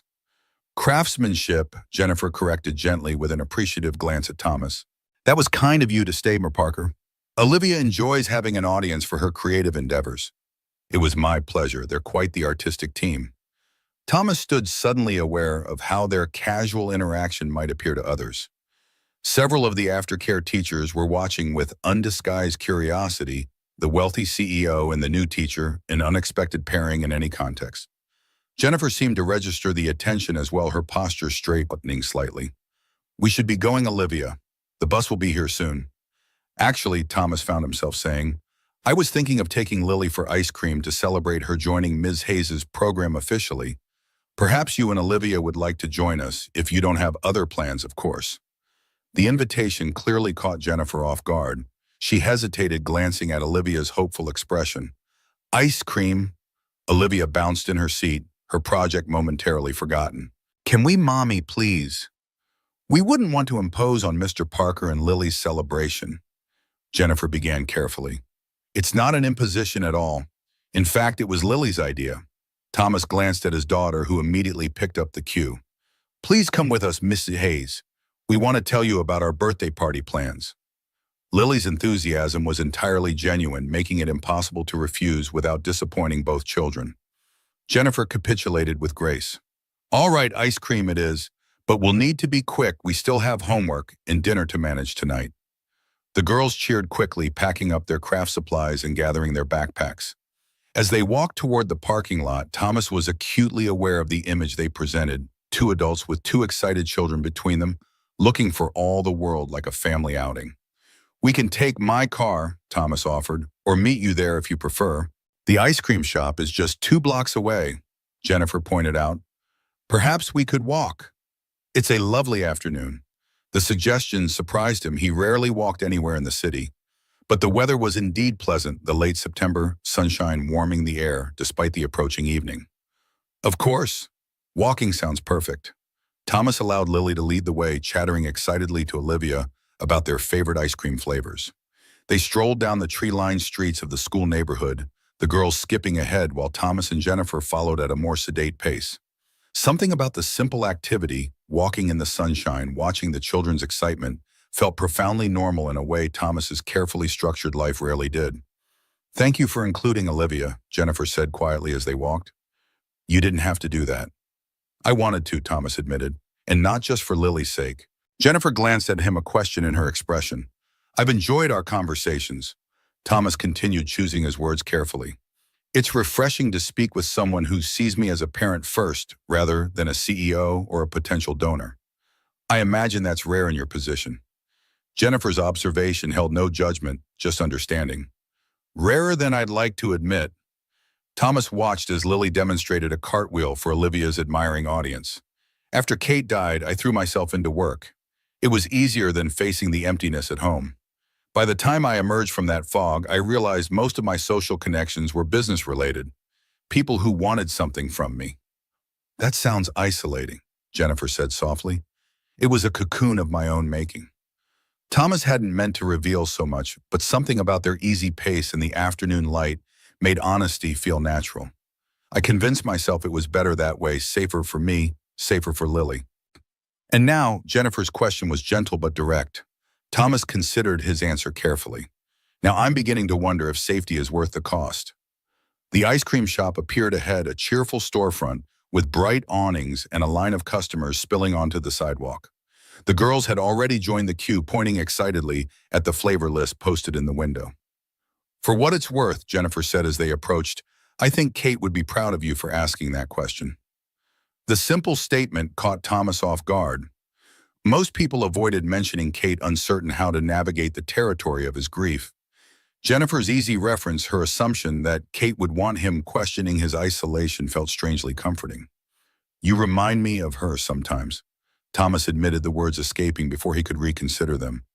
"Not in appearance, but in the way you cut through pretense. Kate never let me hide behind corporate speak or polite deflections." Jennifer slowed her pace slightly, studying him with unexpected intensity. I'm not sure how to respond to that, Mr. Parker. Thomas, he corrected gently, at least when we're not at school. Thomas, Jennifer acknowledged, testing the shift in formality. I'm not Kate. I can't be a replacement for what you've lost. I would never ask you to be. Thomas held her gaze, wanting her to understand. That's not what I meant at all. The moment stretched between them, weighted with unspoken possibilities and potential complications. Then Lily called from the ice cream line, breaking the tension. Daddy, they have birthday cake flavor with sprinkles inside it. Jennifer and Thomas rejoined the children, the conversation shifting to safer territory of flavor preferences and topping selections. By unspoken agreement, they set aside the momentary intensity for another time. The ice cream outing extended longer than planned, the four of them settling at an outdoor table while the girls compared increasingly elaborate ice cream creations. Thomas found himself laughing more than he had in months, particularly when Olivia solemnly informed him that his choice of vanilla was tragically boring for a grown-up with unlimited allowance. I'll have you know that vanilla is a sophisticated flavor, Thomas defended, pretending offense. It shows appreciation for the classics. Mommy says that's what boring people claim to feel better about not taking risks. Olivia licked her triple chocolate concoction with the confidence of someone who knew she was right. Jennifer nearly choked on her strawberry ice cream. Olivia, I said that about people who only read business books, not about ice cream choices. Same difference. Olivia shrugged with the devastating logic of a 6-year-old. Thomas turned to Jennifer with mock outrage. So I'm boring because I enjoy vanilla and business books. That seems like a harsh judgment from someone who hasn't seen my extensive collection of spy novels. Jennifer's eyebrows rose in genuine surprise. Spy novels, you? Is that so difficult to believe? Thomas felt a ridiculous need to defend his literary interests. John le Carré is a master of human psychology and complex moral questions, not just espionage. I would have pegged you for historical biographies, maybe some political theory. Jennifer's teasing tone made it clear she was enjoying his discomfort. Definitely not fictional spies. There's a lot you don't know about me, Ms. Hayes. Thomas enjoyed the flash of color that rose in Jennifer's cheeks when he deliberately used her formal title with the same teasing inflection she had used. Evidently so, Thomas. Her response carried just enough emphasis on his name to make it clear she was meeting his challenge. Something shifted in that moment, a boundary gently tested, a possibility acknowledged. Thomas found himself wondering what it would be like to continue this conversation without the children present, to explore the unexpected connection that seemed to be developing between them. The thought was interrupted by the alarm on Jennifer's phone. Oh, it's getting late. We need to catch the 6 o'clock bus, or we'll have to wait another 40 minutes. Reality intruded abruptly, the bus schedule, homework, dinner preparations. The practical constraints of Jennifer's life were so different from Thomas's, where Richard waited with the car, whenever and wherever needed, where dinner appeared courtesy of Mrs. Collins without thought or effort. Let me drive you home, Thomas offered. It's the least I can do after keeping you out later than planned. Jennifer hesitated, clearly weighing convenience against the implications of accepting such personal assistance. That's very kind, but please, Ms. Hayes, Lily employed her most persuasive tone. Then I can see where Olivia lives and she can show me her room. The innocent request highlighted the very disparity Jennifer had been trying to manage. Thomas saw the conflict in her expression, not wanting to expose Olivia to potentially uncomfortable comparisons, yet not wanting to reject Lily's friendly overture. Another time, perhaps, Jennifer decided gently. Tonight we really do need to focus on homework. But thank you for the offer, Thomas. He accepted her refusal with grace, understanding the boundaries she was maintaining. Of course, at least let me walk you to the bus stop. This smaller gesture Jennifer accepted, and they made their way back toward the school where the bus line ran along the main road. The girls walked ahead, still deeply engaged in conversation, their friendship obvious in their mirrored body language and shared laughter. They really have bonded, Jennifer observed, watching them with a mixture of pleasure and what might have been concern. I've never seen Olivia connect with someone so quickly. Lily's the same way. She has plenty of classmates, but few real friends. Thomas matched his pace to Jennifer's, enjoying the simple act of walking together. I think they recognize something in each other. Perhaps, Jennifer adjusted her bag on her shoulder, her expression thoughtful. I just hope Well, children can be cruel about differences, especially as they get older. You're worried that Lily will eventually notice the economic disparity and it will affect their friendship. Thomas addressed the unspoken concern directly. Or that others will point it out to them. Jennifer sighed. It's happened before. Olivia was friends with a girl in Boston whose mother eventually decided we weren't suitable playdate material once she saw our apartment. The casual revelation of such blatant classism angered Thomas more than he expected. That won't happen with Lily. I wouldn't allow it. You might not have a choice. Jennifer's voice held no self-pity, just pragmatic realism. Social dynamics have a way of asserting themselves despite parents' best intentions. Then we'll deal with those dynamics if and when they arise. Thomas surprised himself with the conviction in his voice, the implied commitment to a future where their children's friendship, and by extension, their own connection, continued to develop. Jennifer glanced at him, a complicated emotion flickering across her features. Before she could respond, they arrived at the bus stop where several people already waited. The public setting effectively ended any possibility of continuing their personal conversation. Thank you for the ice cream, Jennifer said, her tone shifting back to polite appreciation, and for walking us to the bus. It was my pleasure. Thomas felt the return of the professional distance between them necessary perhaps, but nonetheless disappointing. I'll email you about the birthday preparations. I'll look forward to it. Jennifer called to Olivia, who was completing an elaborate handshake ritual with Lily that seemed to involve multiple steps and sound effects. The bus will be here any minute, sweetheart.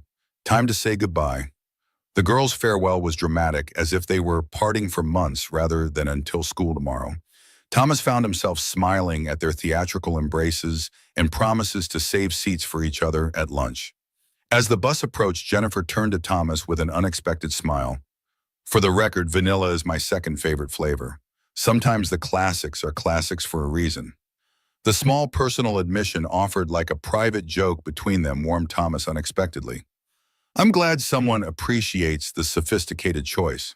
Jennifer laughed, the sound bright and genuine. Good night, Thomas. Thank you for today. As the bus pulled away, Thomas and Lily remained at the stop, watching until it turned the corner and disappeared from view. Lily slipped her hand into his, leaning against his side with comfortable affection. I like Ms. Hayes, Lily declared, her tone suggesting this was an important conclusion she had reached after careful consideration. She makes you smile the way Mommy did in the pictures. The innocent observation struck Thomas with unexpected force. Had his isolation been so complete that even his 5-year-old daughter had noticed the difference in him these past weeks? Does she? Thomas managed his throat suddenly tight. Lily nodded with absolute certainty. Mm-hmm. And you laugh at her jokes even when they're not that funny, just like in the video of you and Mommy dancing at Christmas. Thomas remembered the video Lily referenced Kate telling a terrible pun about mistletoe that had made him laugh. Despite himself, her delight at his reaction captured forever in pixels in memory. The fact that Lily had noticed a similar dynamic between him and Jennifer was both touching and slightly alarming. Ms. Hayes is a good friend, Thomas said, carefully guiding Lily back toward where they had parked near the school. I enjoy talking with her. Is she your girlfriend? Lily asked with the directness only children can manage. Madison says her daddy has a girlfriend, even though her mommy is still alive, just living in a different house. No, Lilybug, Ms. Hayes is not my girlfriend. Thomas tried to keep his tone light, despite the sudden seriousness of the conversation. She's your teacher, and we're becoming friends, that's all. Okay. Lily seemed satisfied with this answer, at least temporarily. But if you wanted a girlfriend someday, I think Ms. Hayes would be nice. She smells like cookies, and she always listens to the whole story before she talks.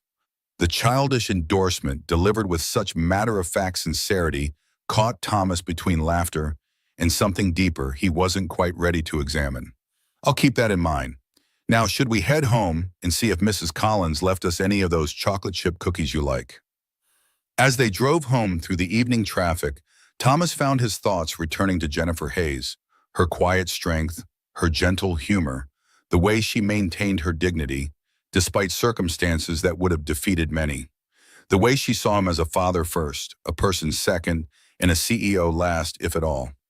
It had been 3 years since he had considered the possibility of forming a new connection. 3 years of carefully maintained isolation, punctuated only by obligatory social events and business functions. The protective walls he had built around himself and Lily had served their purpose, but perhaps they had also become a prison of sorts, keeping pain out, but also preventing new joy from entering. The realization was both frightening and exhilarating. Whatever was developing between him and Jennifer, friendship, understanding, possibly something more, it represented a step away from safety and toward possibility, a risk he hadn't been willing to consider until now. As they pulled into the circular driveway of their homeland mansion, the contrast between his world and Jennifer's couldn't have been more stark. Yet something about their conversation at the ice cream shop, the easy laughter they had shared, made those differences seem less important than the connection that was forming despite them. "Daddy," Lily's voice broke into his thoughts as Richard opened the car door for them. "Can we have pancakes again tomorrow morning? I want to practice so I can make them for Olivia's birthday." "Absolutely, Lilybug." Thomas helped her from the car, his heart lighter than it had been in years. "I think that's a wonderful idea." Streamers in every shade of purple festooned the Parker Mansion's garden terrace, billowing gently in the October breeze. Thomas surveyed the decorations with a critical eye, repositioning a banner that had slipped slightly askew. The birthday celebration for Olivia had transformed his typically austere outdoor space into a wonderland of color and whimsy, though he'd respected Jennifer's wishes by keeping the event reasonably modest. 5 children, including Lily and Olivia, would be attending, plus their parents, most of whom had accepted the invitation with poorly concealed curiosity about the CEO's sudden interest in hosting playdates. "Is it too much?" Thomas asked Mrs. Collins, who was arranging a display of cupcakes Jennifer had delivered earlier. "I told Lily we needed to keep it simple." Mrs. Collins straightened a purple napkin with practiced precision. "It's perfect for a child's birthday, Mr. Parker. Festive without being ostentatious." She hesitated before adding, "It's good to hear children's laughter in this house again." The observation caught Thomas off guard. His housekeeper rarely offered personal comments, maintaining the professional distance he preferred. Yet he couldn't deny the truth in her words. The mansion had felt more alive in recent weeks, as if awakening from a long hibernation. The doorbell chimed, sending Lily racing through the house with an excited squeal. Thomas followed at a more measured pace, smoothing his casual sweater, chosen carefully after 3 discarded options, a level of indecision about clothing he hadn't experienced since college. Jennifer stood in the doorway holding a cake box in both hands, while Olivia bounced beside her in barely contained excitement. The birthday girl wore a new purple dress with a silver sequined belt that caught the afternoon light. Her hair had been arranged in an intricate braid adorned with tiny butterfly clips. "Happy birthday!" Lily threw her arms around her friend, nearly toppling the cake Jennifer was balancing. Thomas stepped forward, quickly relieving Jennifer of the cake box. "Welcome, you both look lovely." "Thank you for hosting us." Jennifer's voice carried its usual warmth, though Thomas detected a hint of nervousness as she glanced around the grand foyer. She wore a simple blue dress that complemented her eyes, her hair falling in loose waves rather than her usual practical ponytail. The slight change in appearance struck Thomas with unexpected force. "You baked this yourself?" Thomas lifted the cake box slightly, genuinely impressed, when Jennifer nodded. "I'm honored you trusted me to carry it. My culinary skills remain strictly amateur, despite Lily's coaching." "Mommy stayed up super late making it perfect," Olivia announced proudly. "She had to start over 3 times because the frosting kept sliding off." Jennifer's cheeks colored slightly. "Baking in our apartment's tiny oven is always an adventure, but it's chocolate with raspberry filling, Olivia's favorite." "It sounds delicious." Thomas led them through the house toward the terrace, aware of Jennifer taking in the surroundings with careful neutrality. He'd instructed Mrs. Collins to remove some of the more ostentatious art pieces, hoping to make the environment less intimidating, but there was no disguising the essential grandeur of the space. Lily pulled Olivia ahead, eager to show off the decorations, giving the adults a moment alone. "I hope this isn't overwhelming," Thomas said quietly, nodding toward the decorated terrace.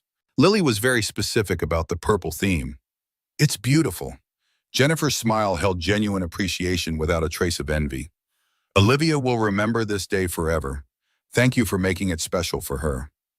Before Thomas could respond, the doorbell rang again, announcing the arrival of other guests.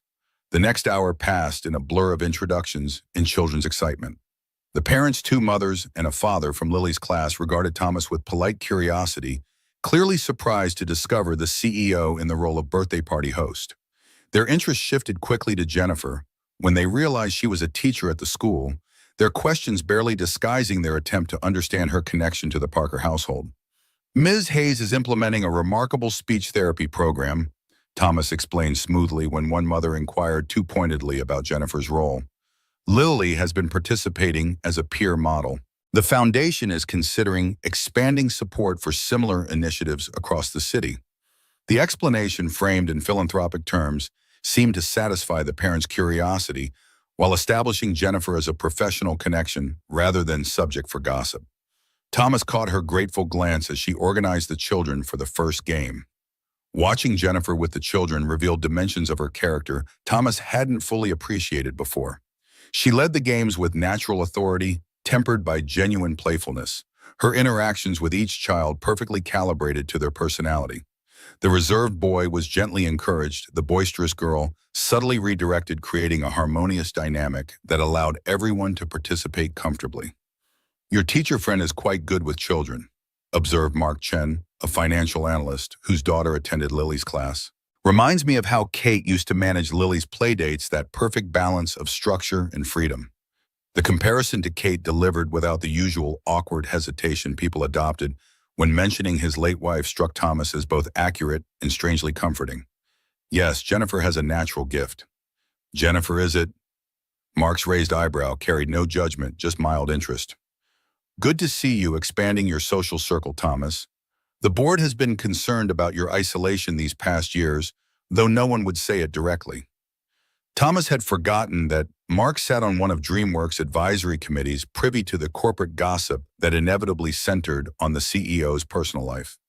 "The board should concern itself with quarterly projections, not my social calendar.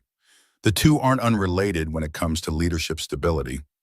Mark's gaze shifted to Jennifer, who was now helping Olivia open her presents with the other children gathered around.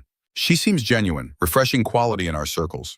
Before Thomas could form a suitable response that neither confirmed nor denied his colleague's implications, a collective gasp from the children drew their attention. Olivia was holding up a gift, a beautiful custom Barbie doll with a tiny hearing aid and a purple dress that matched her birthday outfit. "It's just like me." Olivia's face radiated wonder as she examined the doll. "She even has a speech helper in her ear, like my cousin Ethan." Thomas recognized the prototype from Project Voice, the educational doll initiative his team had been developing. He had arranged for one of the first completed samples to be customized for Olivia, complete with accessories that reflected her interests. Jennifer was staring at the doll with an expression that mingled surprise, appreciation, and something more complex. "The board might also be interested to know that Ms. Hayes has provided valuable consultation on our new educational product line," Thomas said to Mark, keeping his voice casual. "Her insights have been instrumental in the development process." The presentation of the cake created another moment of delight, with Jennifer's homemade creation earning admiring comments from both children and adults. The three-layer chocolate masterpiece featured handcrafted purple butterflies and a personalized birthday message for Olivia. Thomas noticed Jennifer's barely concealed relief when the cake was cut to reveal a perfect interior, the layers evenly baked and the filling symmetrically distributed. As the party progressed, Thomas found himself increasingly aware of the natural rhythm Jennifer and he had developed. She organized the children while he managed the adults, each complementing the other's efforts without need for discussion.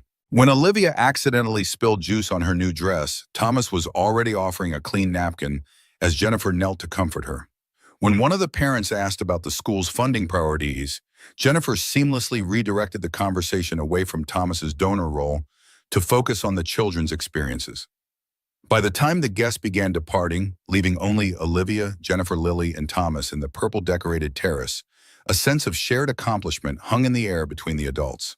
The girls had retreated to a corner with Olivia's new presence deep in imaginative play that required no supervision.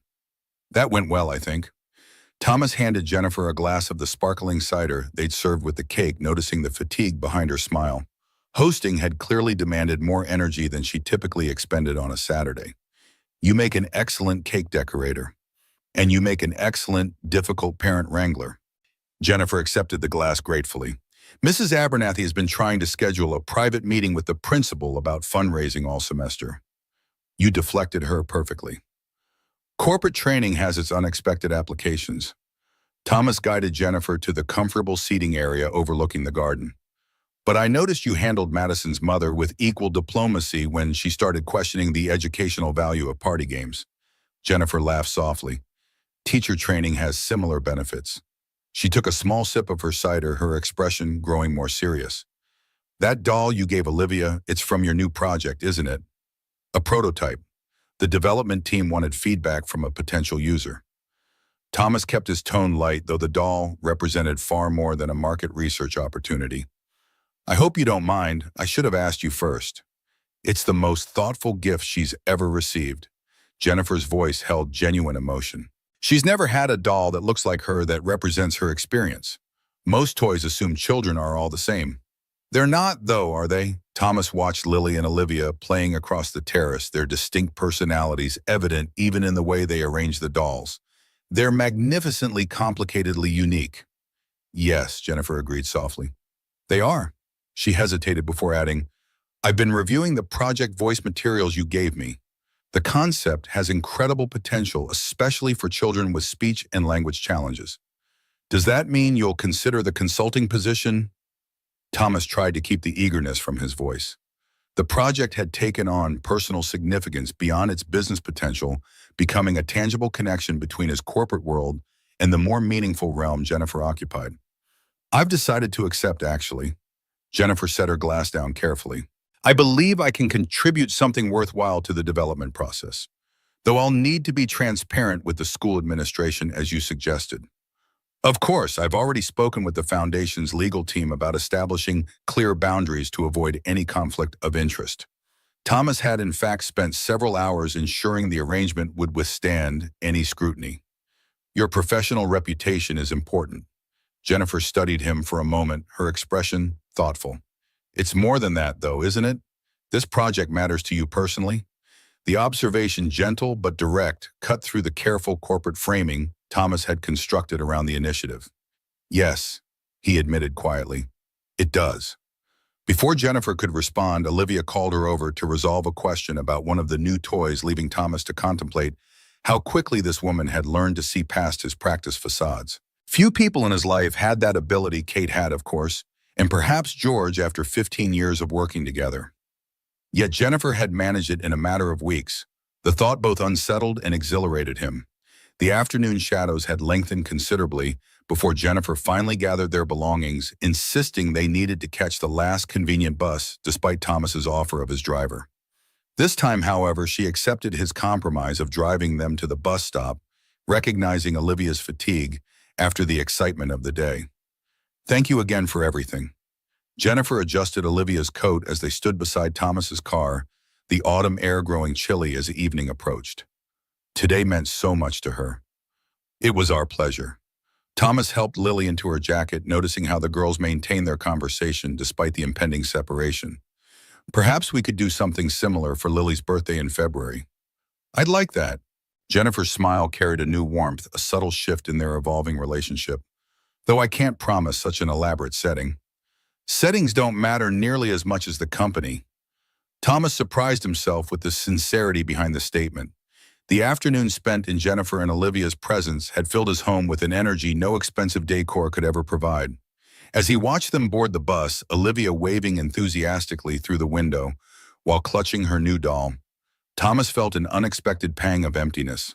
The mansion awaiting them, for all its grandeur, suddenly seemed too quiet, too sterile compared to the simple vibrancy Jennifer brought into any space she occupied.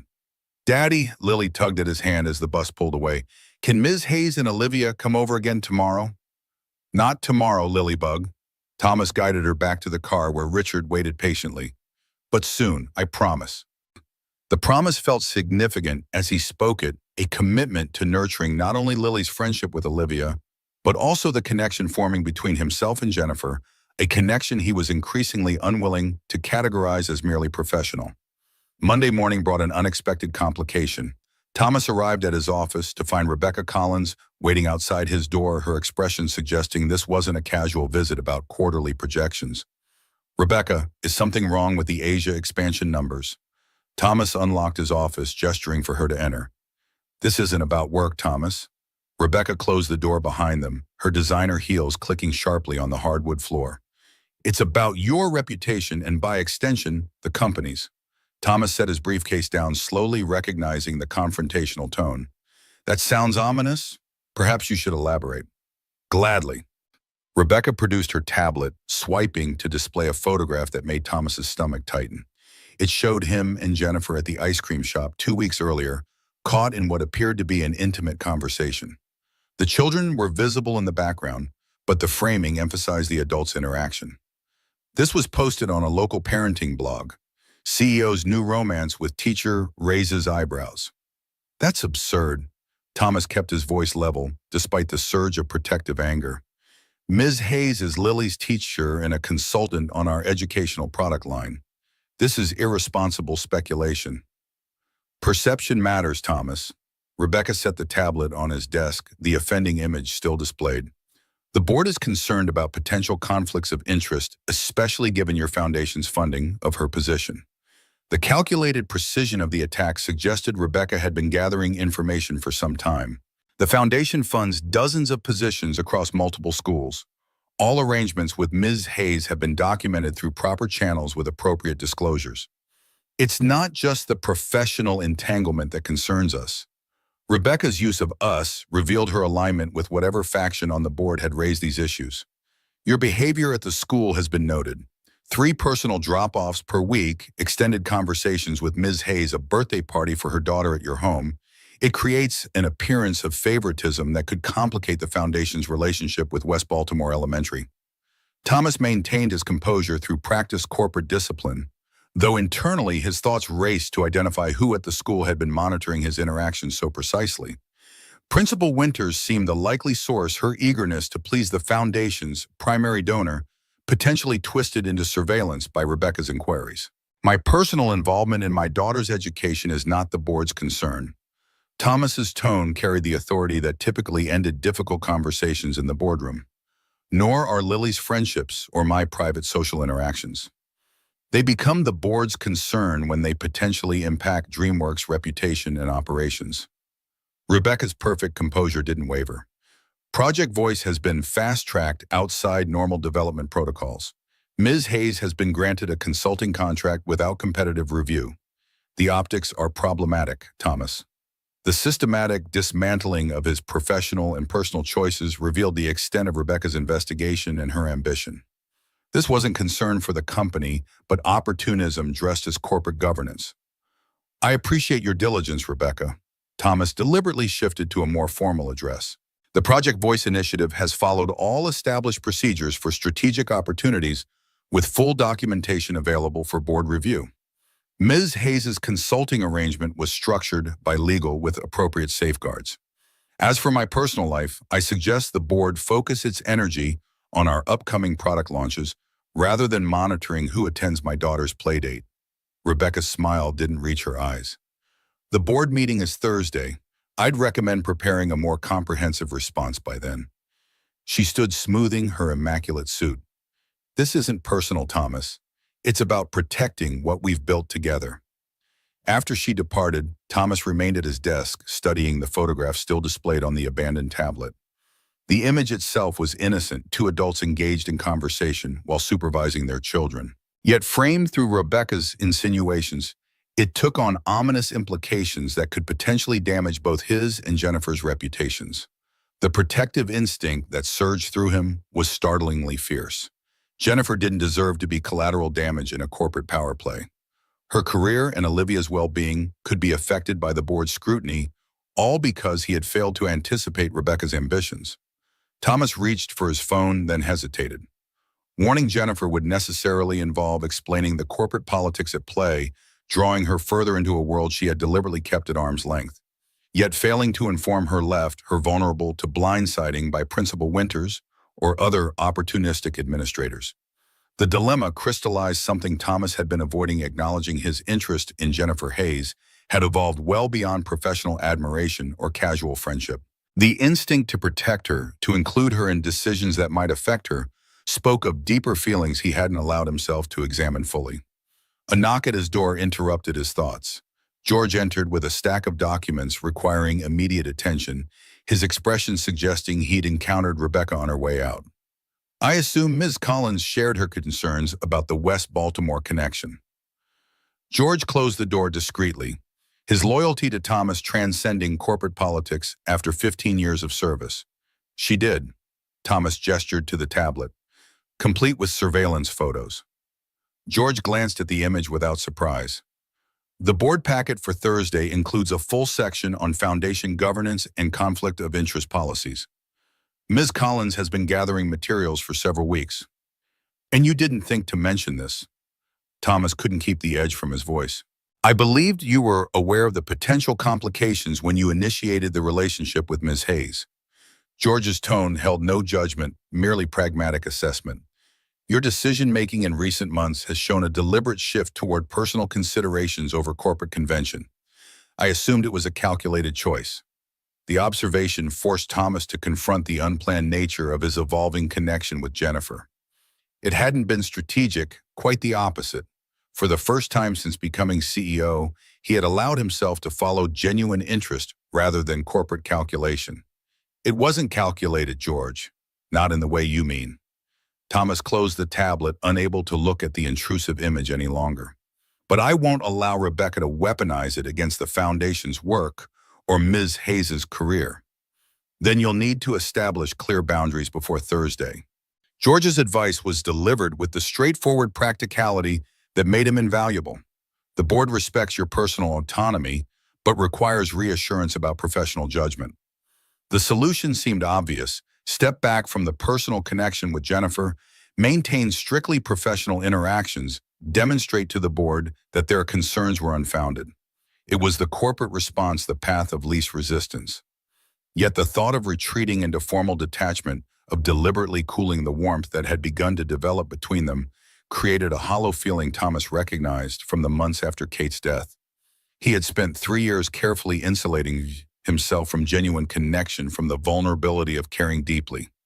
The prospect of returning to that state even temporarily felt like failure rather than prudence. Schedule a meeting with legal before the board session, Thomas decided.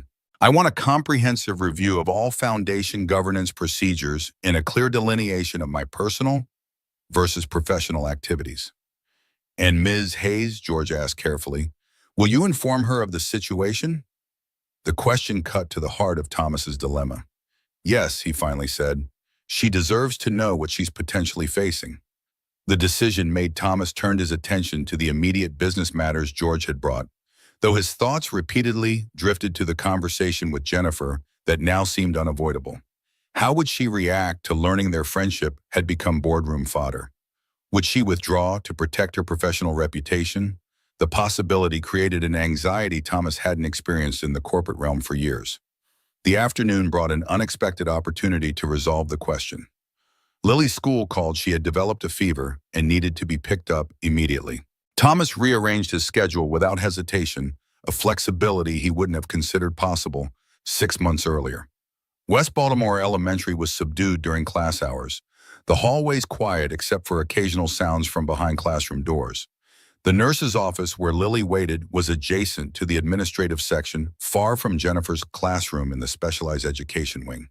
Daddy, Lily's normally vibrant voice was weakened by illness, her flushed cheeks and glassy eyes confirming the nurse's assessment of a significant fever.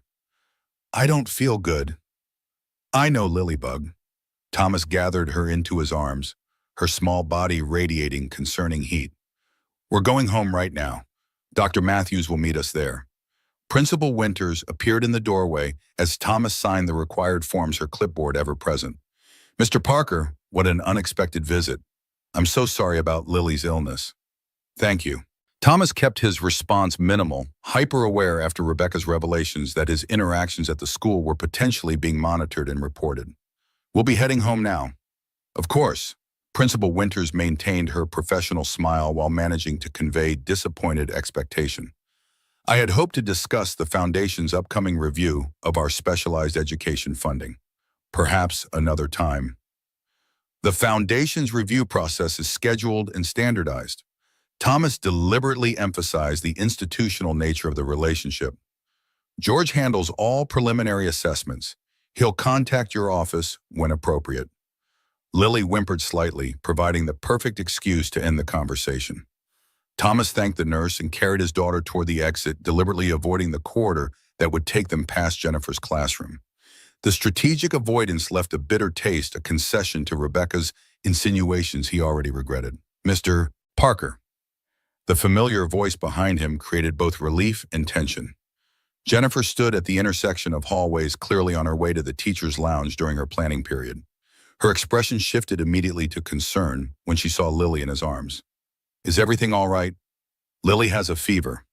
Thomas paused, acutely aware of the administrative offices nearby where their interaction might be observed and reported. The nurse recommended taking her home. "Ms. Hayes," Lily's weak voice brightened slightly, "I was supposed to be in your class today for Story Circle." "Don't worry about that, sweetheart."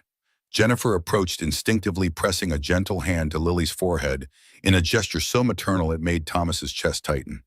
"You need rest and fluids. The Story Circle will be waiting when you're feeling better."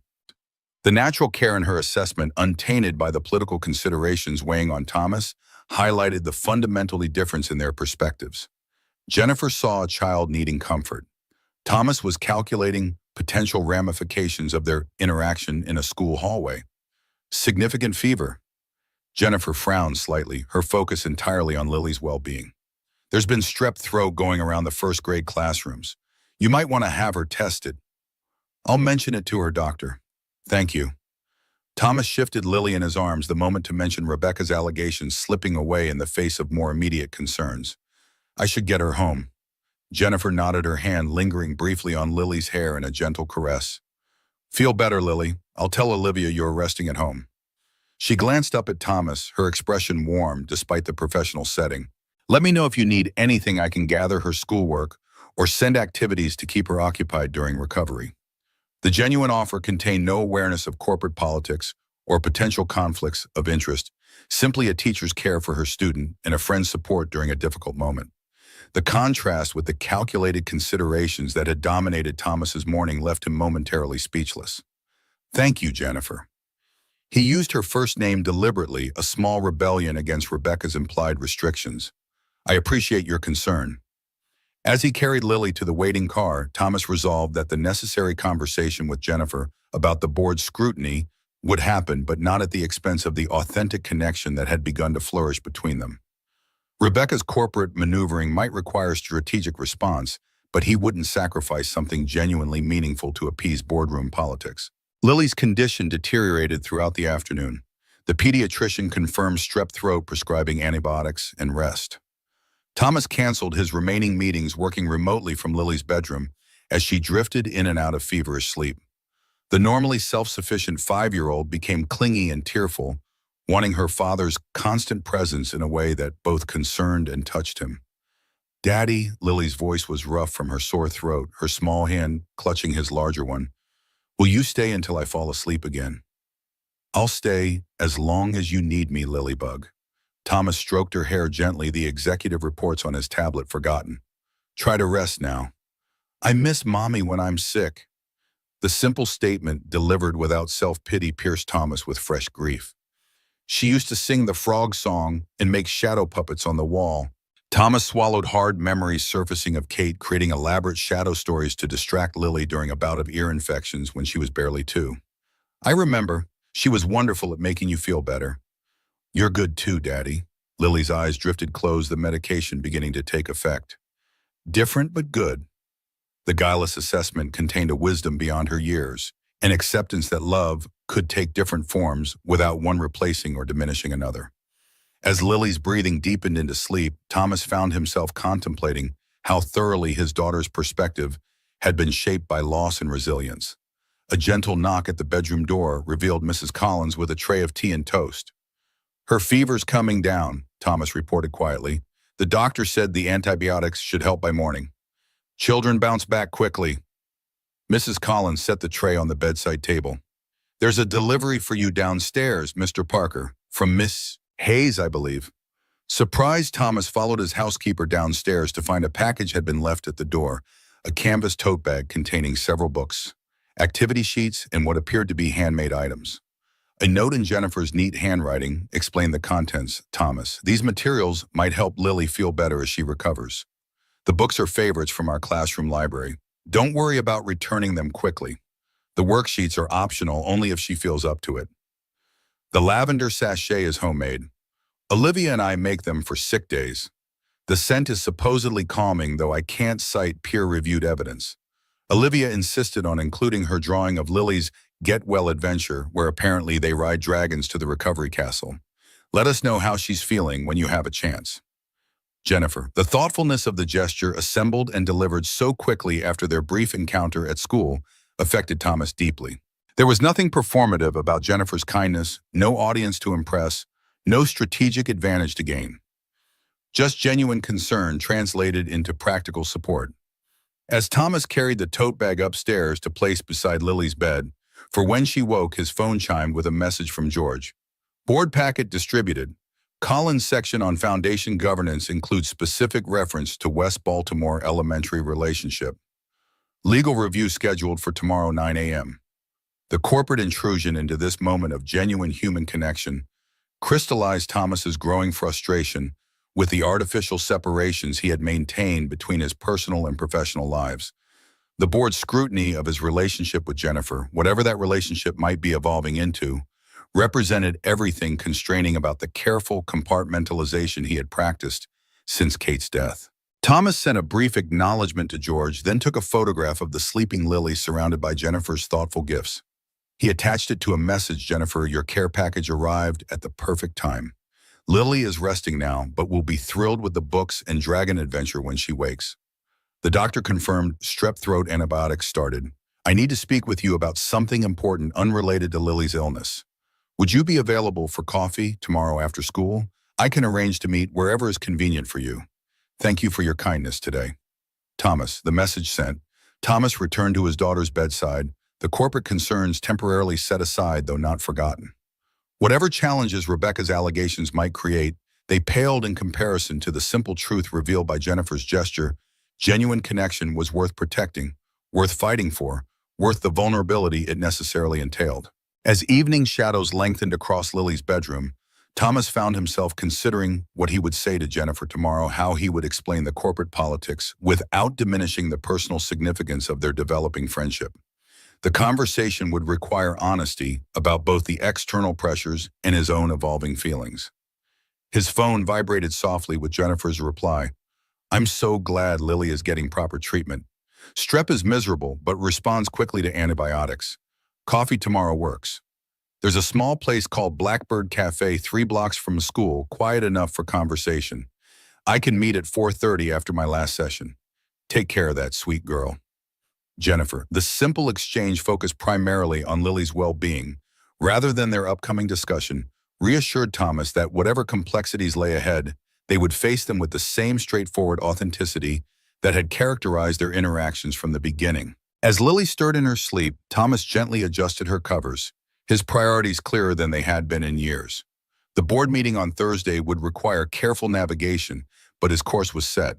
Some connections were too valuable to sacrifice for corporate convenience, a truth Kate had tried to teach him long before he was ready to understand it. The legacy you leave isn't built in boardrooms, she had told him once after he'd missed an important family event for an acquisition meeting. It's created in moments when you choose what truly matters. Watching his daughter sleep, surrounded by tokens of Jennifer's thoughtfulness, Thomas finally understood exactly what his wife had meant.